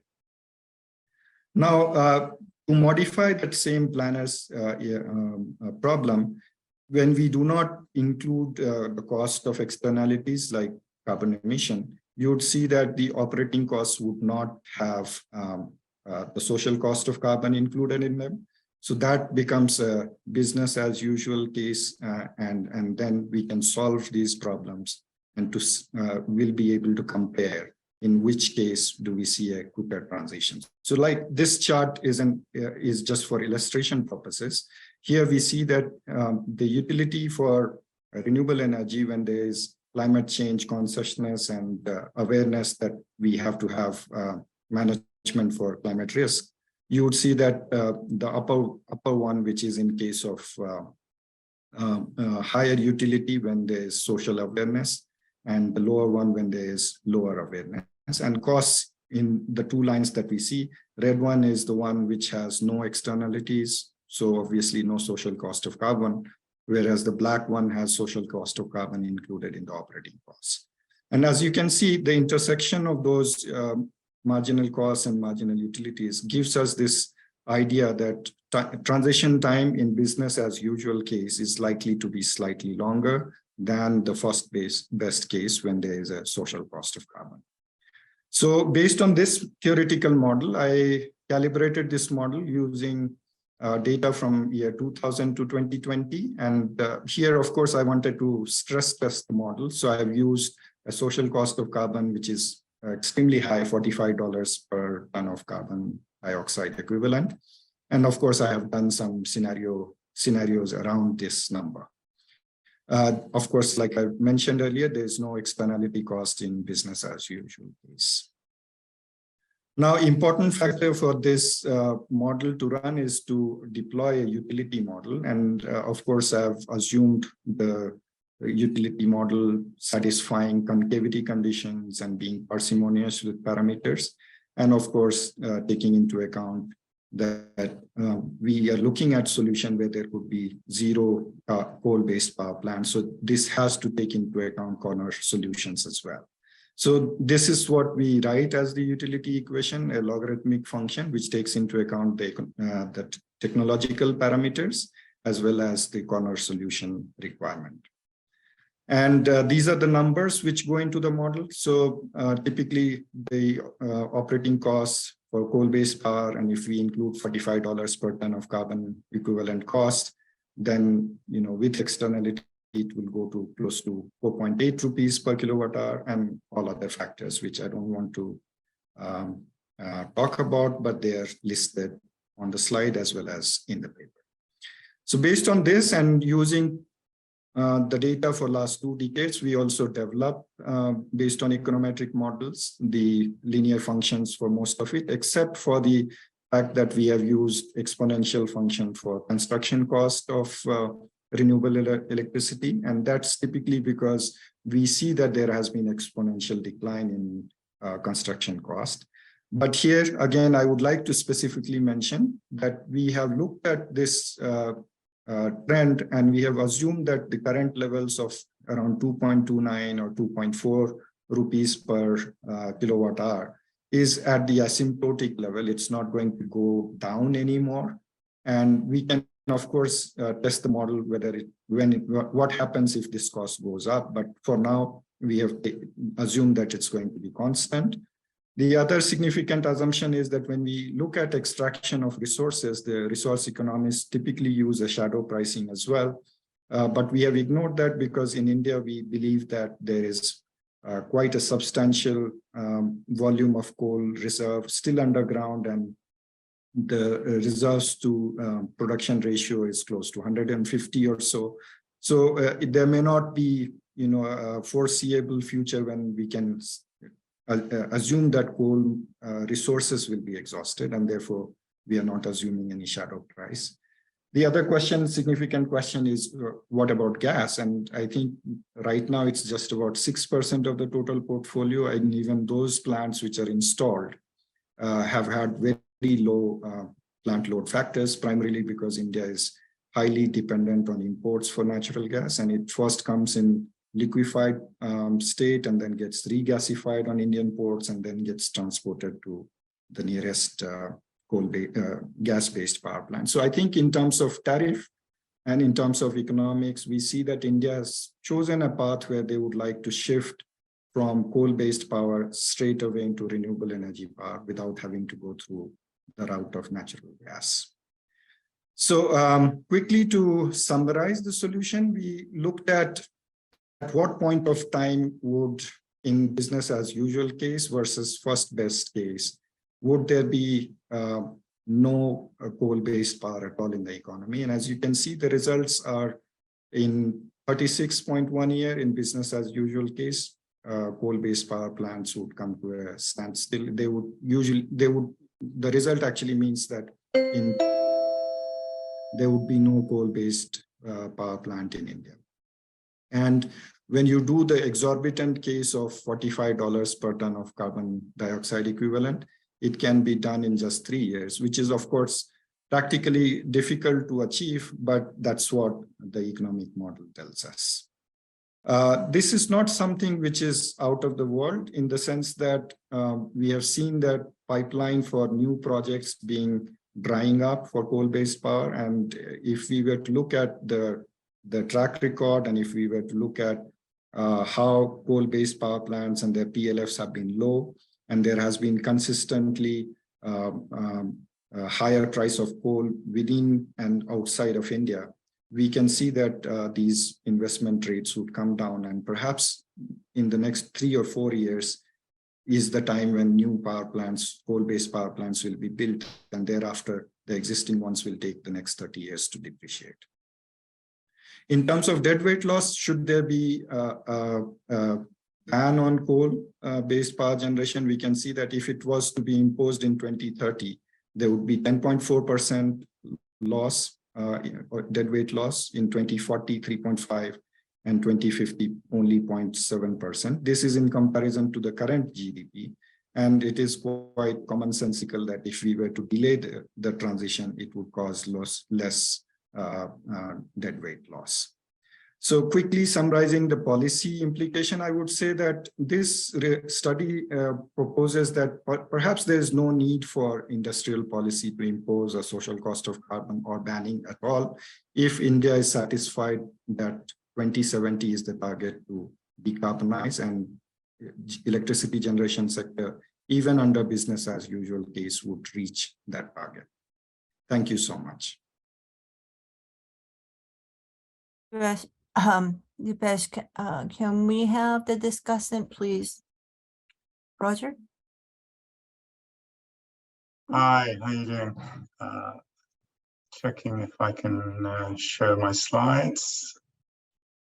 I'm not sure if you can see them, but We can see them, but you want to do full screen? good idea. Let's go full screen if I can. It's hidden, unfortunately, it's hidden behind my,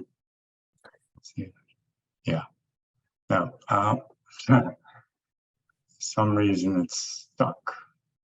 Okay, maybe I'm not going to go full screen because I can't. It's stuck behind my sort of my bar, so I'm going to just go with this. Apologies for that. There it is. Now I can see.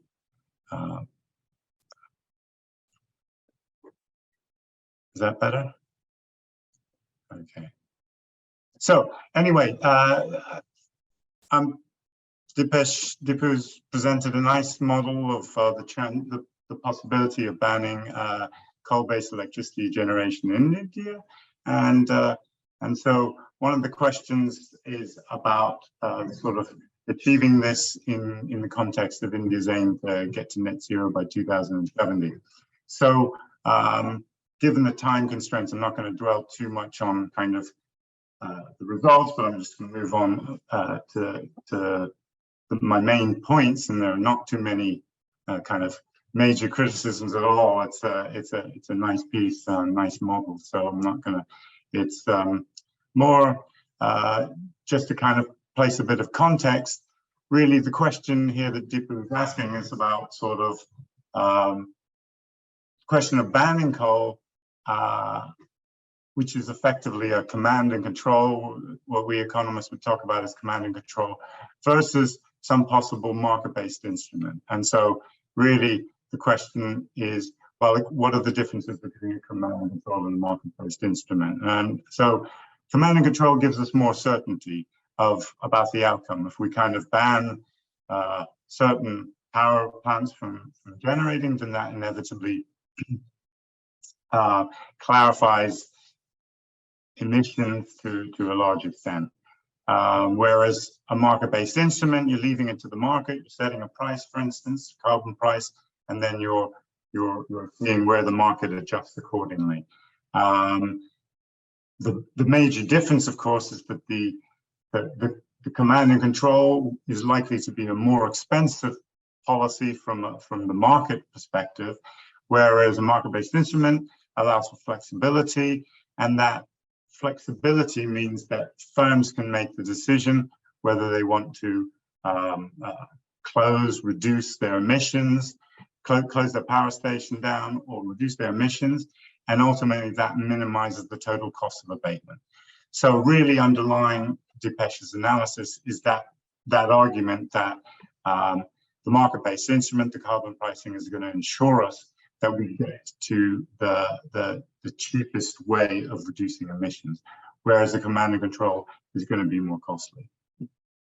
So I won't dwell on the points and the assumptions about it, but one of the key results that comes out of Dipesh's analysis is that even in a sort of business as usual situation, just simply because of the lower cost of renewables these days and moving forwards, by 2056, in a business as usual situation, we would have retirement of all the coal power stations fleet.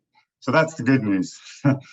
And the other point is that if we were to internalize all the external costs associated with those emissions, then really that retirement should happen around 2023. So almost immediately. We're there already.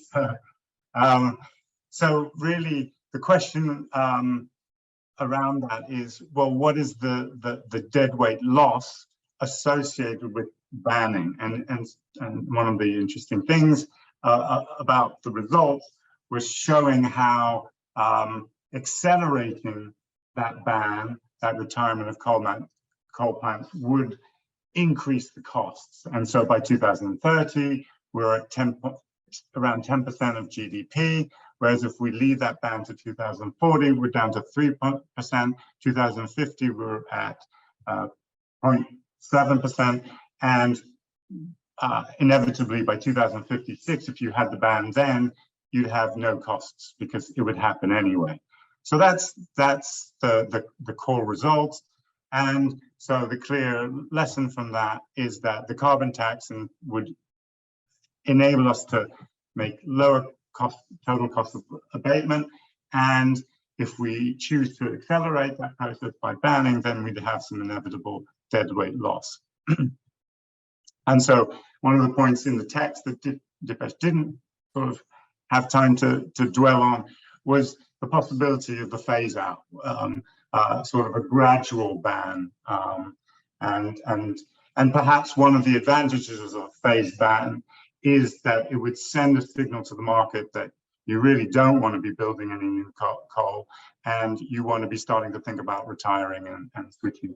And that was something that was discussed earlier on. So now I'm going to switch to some of the questions associated with the analysis and the model.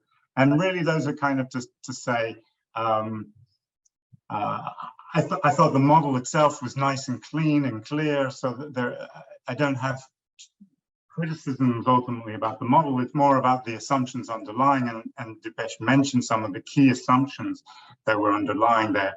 So I guess I'll reiterate some of those and take that a little further. And one of the questions I had was about the assumptions about the lifetime of plants, whether there's the possibility of extending. Often we see that with power stations, is that they have the potential to extend. They've got the installed capacity. So extending for an additional year beyond the average lifetime, and I assume you've taken an average lifetime of power station. Perhaps these new power stations built in the last sort of 10, 15 years have longer lifetimes than sort of the average based on statistics from sort of the 1980s, 1990s power stations. Also, questions about the price of coal. That's certainly, you know, one might expect the price of coal to fall in the future, given that there's large reserves around the world, and the demand for coal is declining, so you'd expect prices to fall. Other things that you might want to ask about is renewable costs. You made an assumption about that we'd figured the 2.2 rupees was the price of renewable electricity, and I would anticipate that renewable electricity prices might fall further as a new generation learning by doing continues. We could anticipate further costs, so maybe all costs are going to decline further. Another point in question I raised, regional variation in the marginal cost of abatement and the costs of production of electricity from coal power stations and from renewable power stations. So one of the questions was about that variety. And another thing that came up in the discussion in the earlier presentations was clearly something that Manisha mentioned a lot, was the age of power stations. So those are key important issues to dwell on, the where there's a lot of heterogeneity in the age, and so whether that's in the model, whether you've got heterogeneity or rather an average, and I think it's an average, that's clear. And how would the results change if you sort of had a more sort of a distributional model? Infrastructure is an important one to take into account, and I'm not sure if that's in or out. Also, assumptions about the carbon tax, the political economy associated with introducing it. But you made a very clear assumptions, and it's not a criticism, it's just a question about how that would change the results. Then the question is about, you've made an assumption about it being a normative model, the social planner making an optimization. How would it change if we were in a positive analysis with the sort of market decisions and every individual agent making its optimization rather than a social planner? Then there are the obvious questions about stranded assets and the sort of stranded labor, and how would policies be introduced that could deal with the just transition associated with coal miners. Then additional benefits that we might want to think about: lower air pollution, is that at all in the model? Other unintended consequences that we might want to think about. Are there any that you thought of but you didn't want to include in the model? And then there's the question about how is this going to affect external issues such as the carbon border adjustment mechanism, which is a huge factor for a lot of countries around in Asia, especially. And then question of where does India want to set itself as a leader or a laggard in the green race, or a sort of moving forward. Anyway, I really enjoyed the paper, and welcome any responses. Thank you, Roger. Okay, while we're waiting for some Q&As come from the audience, can I ask Dipesh to, well, try and succinctly answer some of Roger's questions? Yeah, thank you so much for those questions, Roger. I have contemplated on some of them, and I do believe that we don't really have a clearer picture right now, but I think as we progress, we would know. I agree with your observation that there could be market-based mechanisms such as cap and trade or quotas, and sometimes even technological prescription that government does in terms of reduction of emissions, which in India, they tried a few years ago by necessitating implementation of flue gas desulfurization in most of the plants. They could also do a similar kind of prescription for CCUS, carbon capture and utilization storage. But I guess what we see as implementation in India has been, I won't say disappointing, but of course disheartening to a certain extent, in the sense that these dates within which all these power plants had to comply with these regulations have been extended time and again. So we don't see that there is a possibility of ban or social cost of carbon, like you mentioned, the political economy of imposing social cost of carbon. We don't see too much political pressure on the Indian government to impose those. And typically the argument that most of the developing economies make in terms of per capita emissions, rather than the total emission as such. So I guess that was the intent for me to begin looking at this question, that should the government in the first place impose these taxes or caps or technological prescription in the first place. I think the result actually indicate that a hands-off approach would still make this transition happen. Of course, within the limitation of assumptions that you also mentioned. But those, even if we relax some of these assumptions, some of them perhaps may not be captured fully in the model that as it states today. But if we relax some of those assumptions, we would still see that perhaps within the next 3 or 4 years, we would still get to the full transition. So I wanted to compare that kind of model, that kind of situation with the stated target of net zero of 2070. And I think I'm comfortable with the fact that with no more policy intervention, no social cost of carbon included, no ban included, we would still get there. So I think the market forces perhaps substitute the social planner in this case. And if the economies were to work in the way that I have assumed in the model, we would still get there. The other question about price of coal, I think we would typically in India, our coal prices are insulated from what happens in the world outside, because our coal typically is supplied by a coal monopoly called Coal India Limited, which produces and supplies more than 85% of coal supplies in the market. The other 15% actually has captive coal. So the power plants own the coal mines, and they usually ship out coal from their coal mines at cost plus some return on equity. So while global prices become a challenge when there's shortage in the local domestic market and coal-based power plants have had to resort to imports, but that happens very, very rarely. Of course, more frequently in the last decade, but that's been something that does not affect the economics of coal-based power generation to a large extent.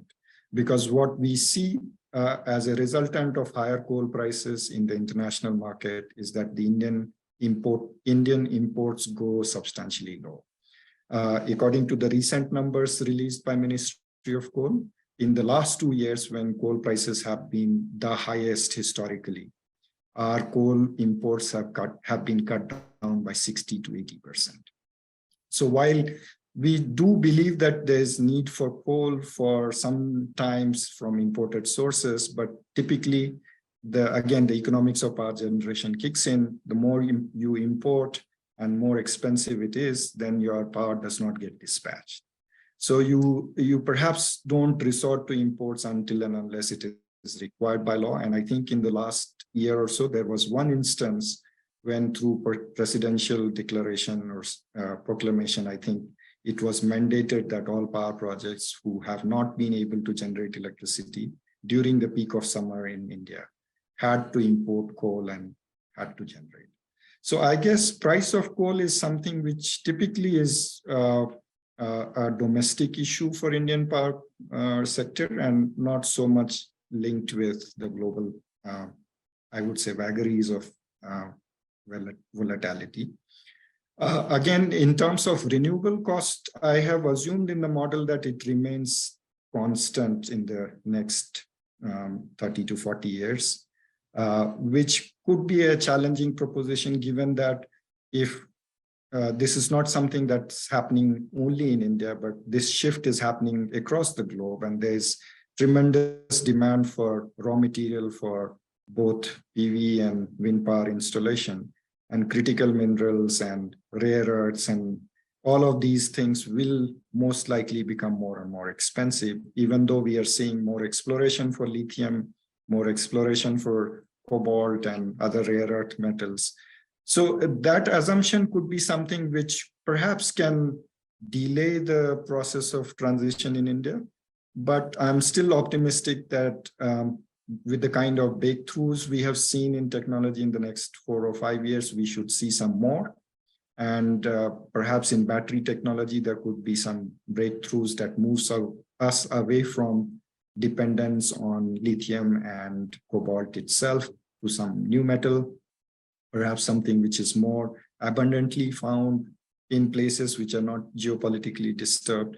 So in some sense, that assumption could still hold, but we still have no certainty that prices won't go up. And if prices do go up, then we'll see that there would be slight delay in transition. But will it be from 2056 to 2070, a 14 years gap, or will it be shorter? That's something that would be interesting for us to look at. So I think these were my responses. I agree with most of your comments. And I look forward to perhaps receiving a copy of your presentation so that I can incorporate some of this in the paper. Thank you, Dipesh. We have one question from the audience. How about countries like Mongolia, which totally depends on coal? Secondly, how will coal mining industries be compensated in India, phases out of coal, considering there is a huge coal interest in India? Any consideration of social economic unrest? Yes, so my paper, it talks only about economic efficiency, and I have sidetracked equity. So the paper doesn't talk about just transition. And I think there have been discussions earlier on in this morning that focus on these challenges, particularly there was names like Jharkhand state that was mentioned, which depends quite heavily on revenues from coal. So I think there is a growing awareness that many of these states would have to diversify in terms of generating revenues and perhaps do reskilling of human resources to move to other sectors. But I guess to a certain extent, being a mining engineer myself, I could say that this capability of mining is kind of dynamic capability and it can be deployed elsewhere. And if we are moving from coal-based power to renewable, maybe we won't need to mine as much coal, but we would certainly need to mine lithium and cobalt and other minerals. So I think there is possibility of deployment of human resources quite effectively in other sectors of mine.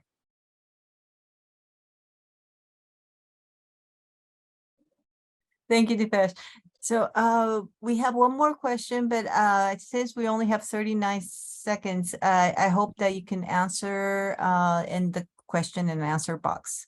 Thank you, Divesh. Thank you, Roger. Can we go on to the third paper, please? Transition from coal to renewable energy, evidence from Indonesia.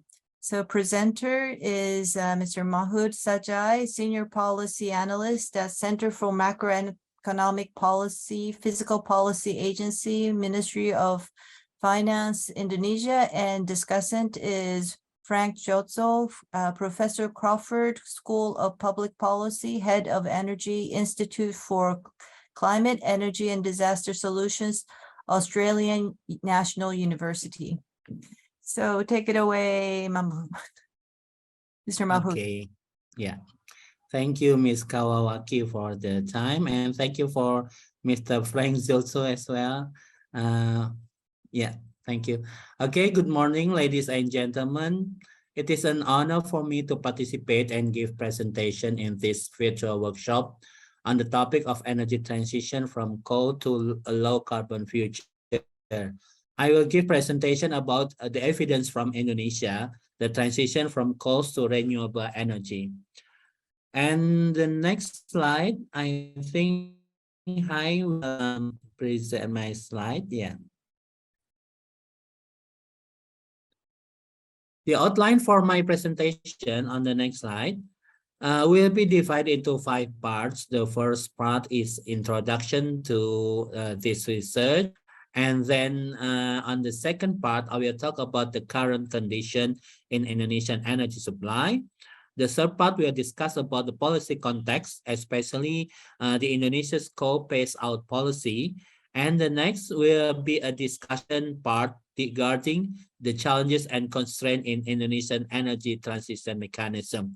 And the last part of this presentation will be policy recommendation. And the first part, let's move to the next slide about the introduction. As we know that Indonesia is one of the world's most important and largest coal producers. It plays a strategic and vital role in the global coal commodity market. According to International Energy Agency, Indonesia's coal production is ranked 3rd in the world, accounting for approximately 7.3% of global production, or around 600 million. And resources of Indonesia in 2020 amounted around 186 billion tons. It comprises 149 million tons of resources and around 37 million tons of reserves. Indonesia's coal reserves are predicted to be sufficient for the next 97 years if we carried out coal production control of 400 million tons per year, as mandated by the National Energy Planning. However, coal-based energy has negative environmental consequences, including the release of CO2 emissions into the atmosphere. The energy sector has overtaken agriculture in Indonesia as the 2nd largest emitter of total emissions in Indonesia, with coal-based power plants contributing significantly. As a result, the energy sector has been included in an updated Indonesian nationally determined contribution to reduce around 314 million metric tons CO2 emission by 2030. The energy transition program in the subsector of electricity power plants from fossil fuels to renewable resources is one of the programs that will play a significant role in reducing emissions. In the national energy policy, Indonesia set a target of 23% renewable energy by 2025. The more ambitious is that renewable energy targeted to be the biggest energy sources by 2050. Indonesia has a large and mostly untapped supply of renewable energy resources, particularly significant geothermal, solar energy, and other renewable energy sources. However, the transition to renewable energy will necessitate numerous synergistic efforts in policy, technical, and financial arenas. And let's move to the next slide about the current condition in Indonesia's energy supply. The first, I will explain about the coal-fired power plant in Indonesia. Indonesia is one of the world's largest producers and exporters of coal, but the private sector dominates coal mining, with mining areas allocated through a government contract mechanism. In 2021, as we see in the graph, the coal mining output was estimated to be around 560 million tons per year. The Indonesia's rate coal of production has increased eightfold over the last 2 decades, from 77 million tons in 2000 to a record level of 616 million tons in 2020, with the composition of exports and domestic use shown in this figure.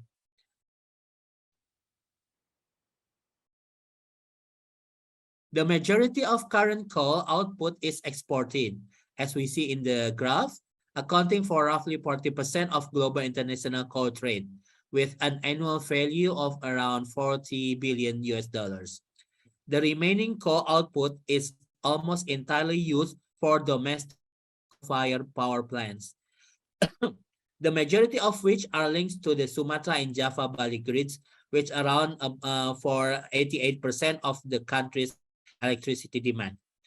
As late of 2018, approximately 250,000 people were directly employed in mining operation, with a large number employed in the supply chain that is economically linked to and independent on mining, transportation, and end use.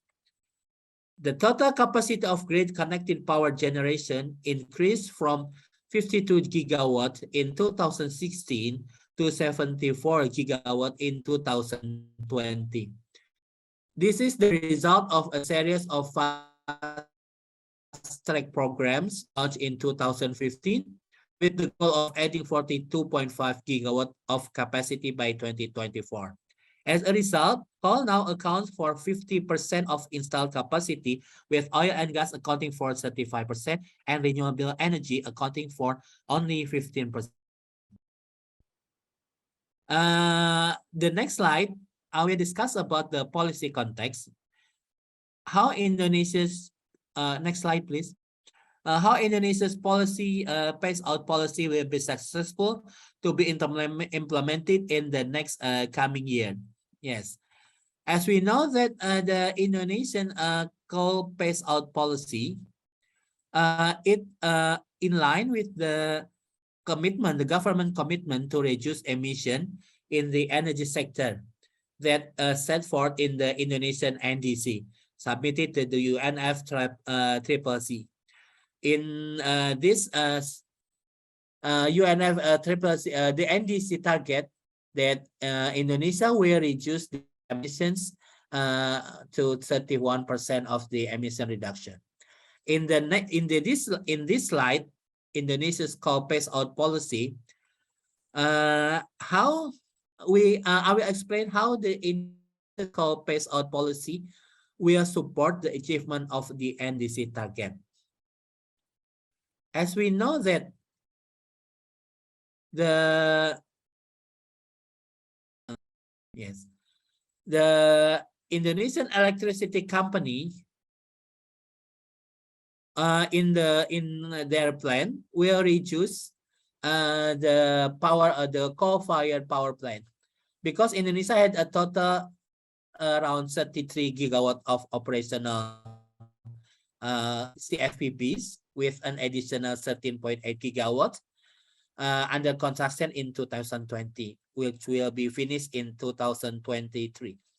And the majority of the CFPPs are based in Java, Bali, and Sumatra. So with the national energy planning, the Indonesian State Electricity Company, or PLN, collaborated to develop such a state preliminary retirement plan, as shown in this figure, that the formal retirement plan will be started in the year 2025.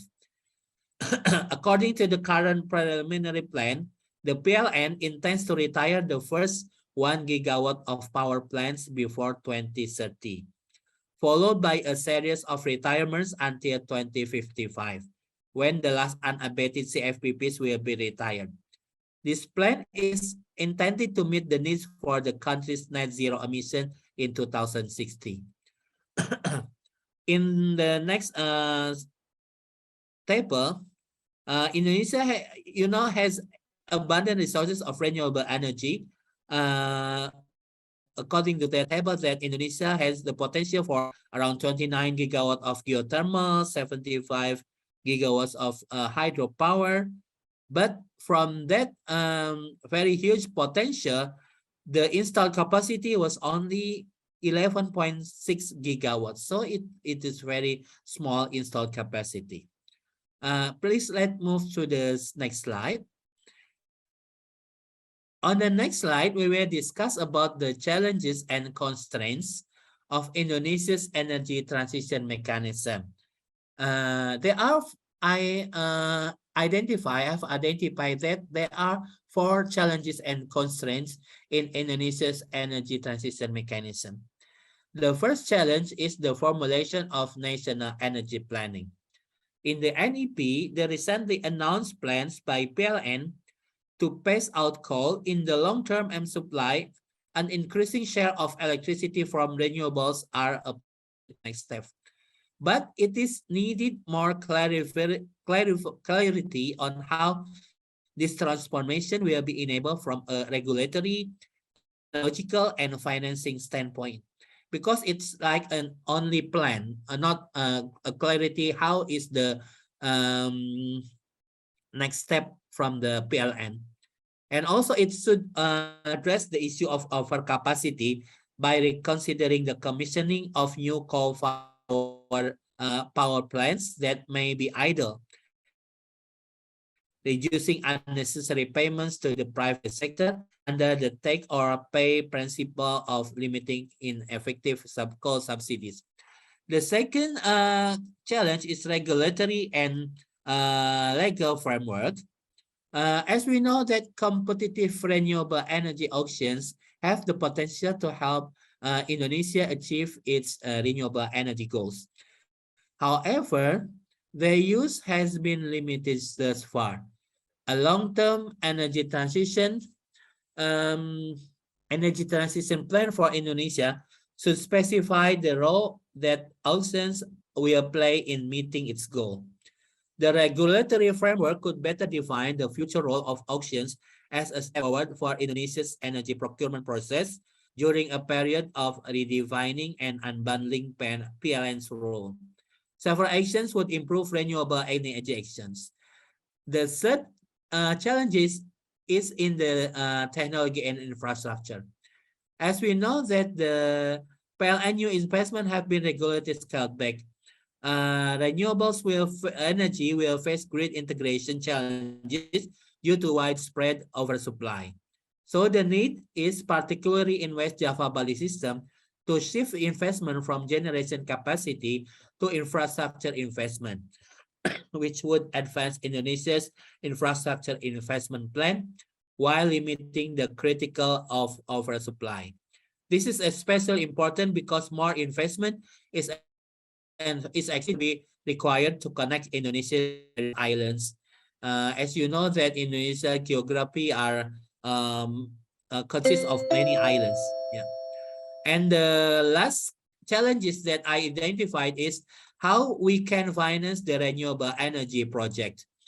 It is stated that the energy target will be achieved in 2025 by 23%. So it needs approximately the investment of around 120 billion US dollars. So to accomplish this, the PLN's business plan estimated like approximately US dollar 63 billion from the private sector investment in the need of the power generation. Emphasizes that not only does the government play a role on this, but the entire ecosystem, how the private sector, also the entrepreneurs, the state-owned enterprise plays a significant role in the financing of the these renewable energy resources. And the last slide, I think we move to the policy recommendation. I have proposed the 3 recommendations for the this energy transition process. The first one is how we can improve the financial incentives for renewable energy projects, especially the support from the government, also the support from the the private sectors. The second recommendation is we need to reform the institutions, especially the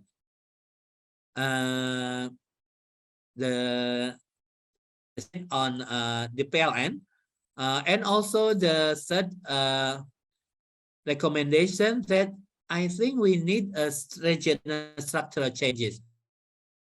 Affects public funds to affected coal producing provinces is critical, because most of the coal power coal producers is in Sumatra and Kalimantan Island. This is especially true for coal-rich regions, to a lesser extent where public revenues are currently derived from coal production. So fiscal core revenues could also be offset by income from a carbon pricing scheme that will increase the development of the renewable energy change from the coal mining, coal power plants. That's the end of my presentation. Thank you very much for your time. Thank you. So can I ask Frank to come in and give his comments? Yes, certainly. Welcome, everyone. Thank you for having me at this workshop, and thank you to Sujai for sharing the early version of your paper. It was really interesting to read this, and it's of course always a reward for us to be able to work, even if indirectly, with officials in the Ministry of Finance in Indonesia and BKF in particular. So let me quickly go through my comments and observations. Just give me a second while I find my presentation to share here. Here we go. Key points: electricity sector is key to decarbonization in Indonesia, of course, because so much coal is in the electricity sector, and the electricity sector will be increasingly important in Indonesia's national energy mix, such as in many countries. What are the barriers identified in the paper? And I think the paper is actually strongest in identifying those barriers and laying out some of the general approaches that could be used to overcoming them. So national energy planning, regulatory and legal framework, technology, infrastructure, financing. I'll go through those in turn. But first of all, let me start with some observations about the numbers. And ADBI colleagues asked us all to look at that in particular. So projections here, there's a statement that total coal plant capacity will peak in 2026. It's interesting to see. It's of course always interesting to know just what is the basis of that and how confident we can actually be about that in the context of the various investment plans and retirement plans. The goal for the renewable energy share by 2050 is given as 31%. This is according to a 2014 paper. So that seems a very low goal. And perhaps at this point, it might actually be an outdated goal. So it'd be interesting to know whether anything has been updated on that side of things. In terms of existing goals for coal phase down, reducing coal share from 67% to 59% in the electricity sector by 2030 is a relatively slow decline in that share, in particular keeping in mind that the overall electricity demand in Indonesia will of course be rising very quickly. And so you're getting a decline in the coal share even if you have a constant amount of coal-fired electricity. Quickly on the PLN problem, of course, the way that Indonesia's electricity sector is structured with a state-owned company at the core of it creates all sorts of issues. The questions I would have after reading the paper is whether it isn't perhaps the case that more fundamental reform may be needed. Does PLN perhaps need a new charter, a new way of operating, a new set of guiding principles? Do we need to perhaps even see privatization? What about electricity market, the role of the electricity market and electricity market reform, noting the tendency towards very low prices in energy-only markets? And just on that point, just wanted to share with you some recent tendencies in Australia. So what you see on the slide is the last 3 days of energy mix in South Australia at the end of our electricity grid. 85%, about 72, just over 70% contribution from wind and solar. And the average price for solar is lower than $0. So the average price paid for solar energy on the spot market is below $0. And this is a tendency we see in energy-only markets around the world. In particular for solar, where the coincidence of these solar plants generating drives prices down. That needs to be considered. Then, of course, also the need for mobilizing investment in energy storage. And that's, of course, an issue everywhere. And it would very much relate to India as well, relating to the previous papers. How are we going to get the pumped hydro plants built? How are we going to get batteries deployed at very large scale? And here, of course, the questions that are typically asked is, well, do we need perhaps a capacity market where payments are made for the existence of storage or, in fact, generating capacity? Or is it, in fact, a case for state ownership? Now, the regulatory and legal framework, ultimately, the question is here, what is needed to mobilize investment in renewable energy, right? And so the emphasis in the paper, to my mind, very rightly at this point, is on renewable energy auctions. They have many advantages that we can come back to in the question and answer sessions, perhaps. Importantly, renewable energy auctions work also when renewable energy, such as solar or wind, is actually the cheapest form of energy provision in the market, because you're simply asking for the lowest bids of providing that capacity and operating that capacity for any particular technology. And it's sort of a very neat instrument in that way, because they're robust against those changes in relative market prices. Market access also emphasized as an important component of getting renewable energy mobilized. And of course, right, in particular, where you have a system of payments that is predicated on the delivery of energy, you need to provide access to transmission lines and ultimately customers. Otherwise, investors will not invest. And in fact, the lack of predictability around access for renewable energy plants in many countries has been a factor holding renewable energy investment back. And that goes to issues, for example, such as congestion on power transmission lines as well. So ideally, independent power producers would contract directly with electricity distributors and large customers. Technology and infrastructure, well, typically the bottleneck is transmission. And so, more renewable energy means different and larger transmission lines, and that needs to be provided. This is often a matter of state planning and state investment. And also energy storage, I've mentioned it already. Wind and solar in particular need to be paired with energy storage assets. Electric vehicles actually offer a wonderful way of decentralized storage that avoids the need for additional transmission infrastructure. And once you have an electric vehicle share of 10, 20, 30%, you have an enormously large battery on wheels right throughout the country. And the question then becomes efficient integration of charging patterns and allowing those cars to discharge into the grid when the grid needs additional energy. So tremendous opportunity there that many regulators are currently grappling with in terms of how to arrange the frameworks for this. Should be on Indonesia's planning horizon as well. Financing, all private investments in this field are plagued by high risk and hence high financing costs. Any kind of financial risk that you can put on the government's balance sheet will reduce finance risks. And this is, of course, also an effect of renewable energy auctions. I would also like to mention, as I'm coming to the end of my short contribution here, that a valuable instrument in some jurisdictions, including here in Australia, where I live and work, have been green banks. And so in Australia, we have a vehicle called the Clean Energy Finance Corporation. And this has been used to inject funding, mostly by loans or concessional loans, for first-of-a-kind projects, helping the private sector establish patterns and procedures for these kinds of new types of investments.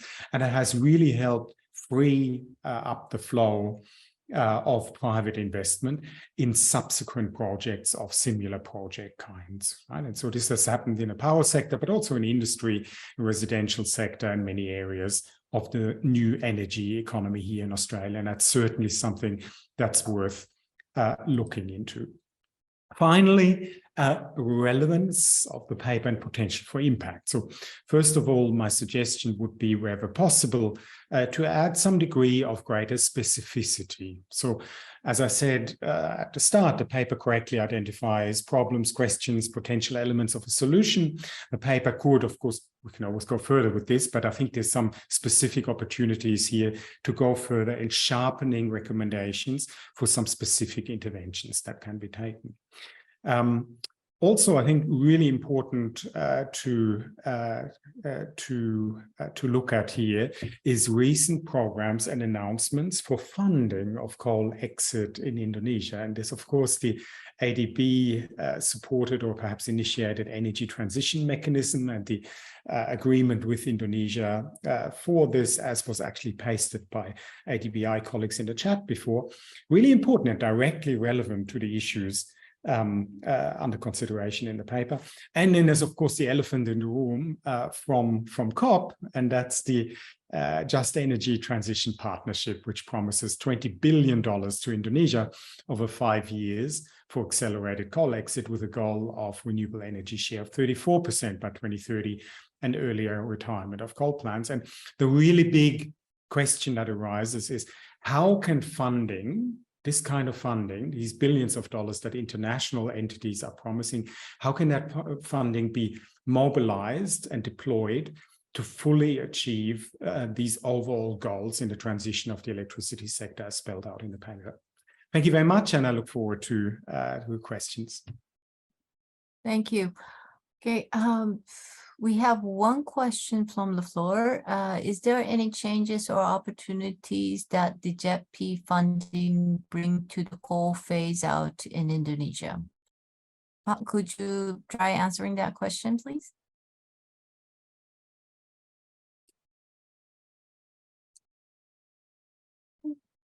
I think you're still on mute. Okay. Yeah, I think there are still changes of opportunities that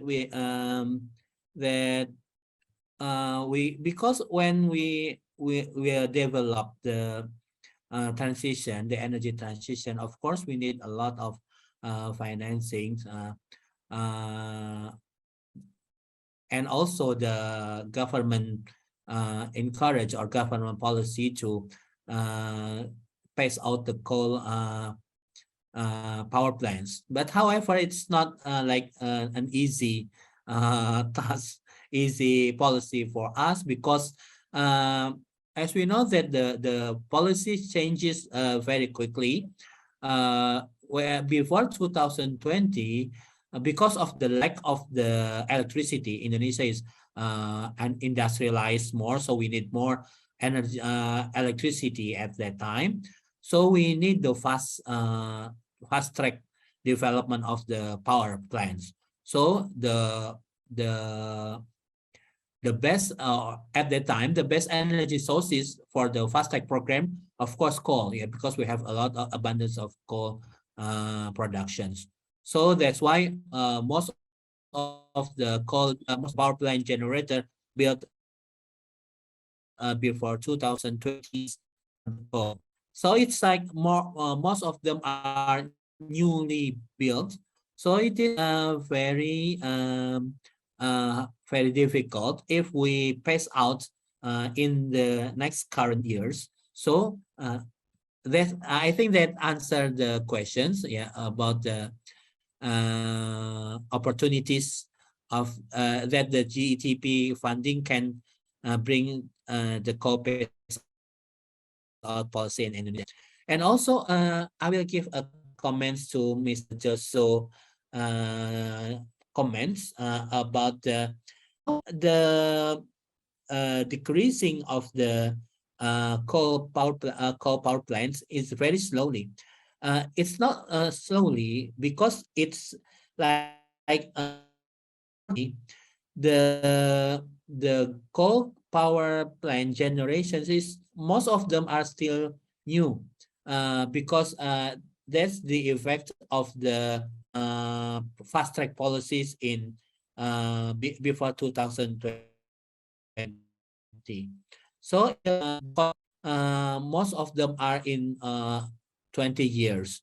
So I think it will the pace out policy will mostly most of the pace out policy, the coal pace out policy will be accelerated in 2040 onwards. That's why before 2040, I think the pace out will not as fast as we expected. Yeah. And then, okay. And in Indonesian law that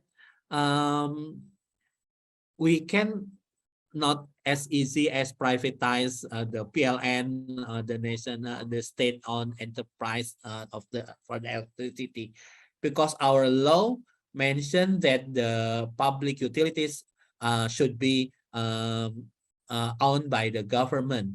So it is very so electricity is one of the public utilities.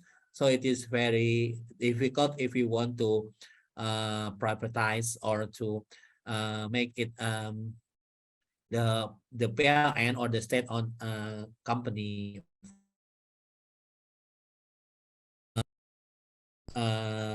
what is to become a private company. So it's not as easy as we expected. But we invite most of the power plant producers are from the private sectors, but in regards with the cooperation with the PLN. And then from the technology and infrastructure, I really agree with Mr. Joso that we need more transmission system because now the transmission systems are mostly provided in Java, Sumatra, and Java and Bali. Great connections. In the other islands like Kalimantan or Sulawesi, the transmission system is still separated. So I think it will be better if we can develop the transmission system as well, especially in the very big island. And also nowadays the government policy have the downstreaming industry, downstreaming industry of the, for example, like nickel or bauxite that will produce the electricity battery or something. So it apparently it is very it need a huge demand of the electricity. And most of the company are transmission system. So that's why they build they need to build the fast power plant. So coal is one of the easiest way to provide the energy resources. That's why we still have like a very big coal power plant generation coming up in the next few years. Yeah, maybe that's the explanation from me. Thank you. Frank, you have a question in the chat box. You want to just say that? Yes. So the picture is, of course, very complex in terms of the relative investment needs for an old style system with large centralized power plants, coal plants in Indonesia's case and Australia's case, and many other countries, and a new renewables-based system, because energy provision will be, almost by definition, be more decentralized, less centralized than in the old stage, because renewable energy sources are not location specific. You've got solar power everywhere. You've got wind power in most locations. And so that does save on the needs for transmission relative to the expansion in a centralized system. So that's an advantage. I mean, if I can just briefly respond to you, Pasujai, in terms of the continued investment in coal-fired power plants, of course, from a financial perspective, and I guess also from the Ministry of Finance perspective, what lurks there is the risk of stranded assets, right? And of course, it's easiest to provide the capacity that is needed now, still with coal. And there's, of course, also certain pressures to actually use the coal that is domestically available in Indonesia and other coal-producing countries. The coal is cheap and plentiful and well connected. However, of course, the low costs of coal, the presumed low costs of coal, rest on two assumptions, namely one, that we can run these coal-based systems for a very long time, 30, 40 years maybe, and it's not clear that that will be the case with climate change constraints. And secondly, that there's no carbon price on it. So as soon as we assume that there's actually a carbon penalty on the operation of coal-fired power plants, they're no longer the cheapest option. Right. And so, of course, right now, there's no carbon price in Indonesia, but will there be no carbon price in Indonesia in the year 2030, in the year 2040? I would be very surprised if the carbon penalty was zero then. And so that ought to be factored into the investment decisions. Thank you. Thank you. Yes, a carbon penalty is making it more and more undesirable or reasonable or feasible, financially feasible for us to have coal-fired power plants. That's a really good point, because we don't know what's going on. Yeah. And that's the cross-border penalty as well, right? You're talking about? Because people will not be buying things from countries that have too much of their percentage in coal-fired power plants. Yes. Right, Can even be, sorry. Sorry, go ahead. Yeah, exactly, right. So that's what I'm talking about. A carbon price may easily be forced, in fact, on countries such as Indonesia, even if domestic governments were not, through the international negotiations and soft pressure there, but also through product trade. Anything that's produced using electricity would soon already be subject, for example, to a European carbon border adjustment mechanism, right? And so those things could happen more quickly than we might expect. Great. Sujai, any last comments?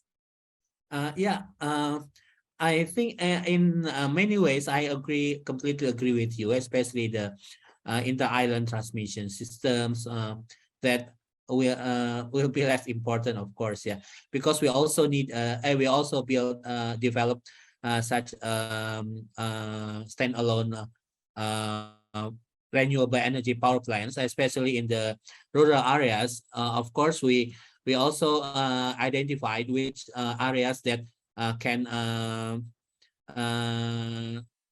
connect to the transmission system, and which area that we have to develop the standalone electricity system. However, in the most of the rural areas, most of the remote areas now have already developed the renewable energy, especially the micro hydro, as well also the solar power plants. It is on track in our national energy policy. Thank you. Thank you. I'd love to keep this going for, well, just have to, I think, close the session. We're already 20 minutes late. So I'd like to thank all of the presenters and the discussants. I wouldn't even try to summarize, but I just wanted to give you a few takeaways from me. Well, what I've learned or reinforced is that I think the hybrid model that Deb talked about needs to have the wholesale market and the policy push and deal with the sticky issues of PPAs to really succeed in the scale needed for retiring coal-fired power plants. Really, got confused with all of the formulas that Depeche was going through, but I think that's a dynamic model that is really powerful in calibrating. And I really like to see, how he would put into that the carbon penalty on a global market, how that may affect the decisions, the decision making on the model. I don't think 2057 is ideal if there would be a leadership by India on this issue. And well, Magsuja, I really loved his presentation. I mean, Indonesia is a country that we have worked very closely with, and they've really challenged us and pushed us, and we're going further and further on this. I mean, their leadership in the G20 discussions was incredible, and their leadership this year, again, as the chair of the ASEAN Plus ASEAN is pushing this initiative. I hope that the discussions as India as the presidency of G20 take this further as well. So lots of things to talk about. I'm really excited. Thank you so much for letting me a part of this and moderating. Apologies again for eating 21 minutes into your session. Thank you very much. And I'll close and hand it back to Dina. Thank you. Thank you very much. Many thanks to all speakers, and especially our great moderator, Cleo, for a wonderful session, and especially reminding of the Indonesia's chair at ASEAN this year and G20 happening in India. Okay, let's have a short, long break till 2 p.m.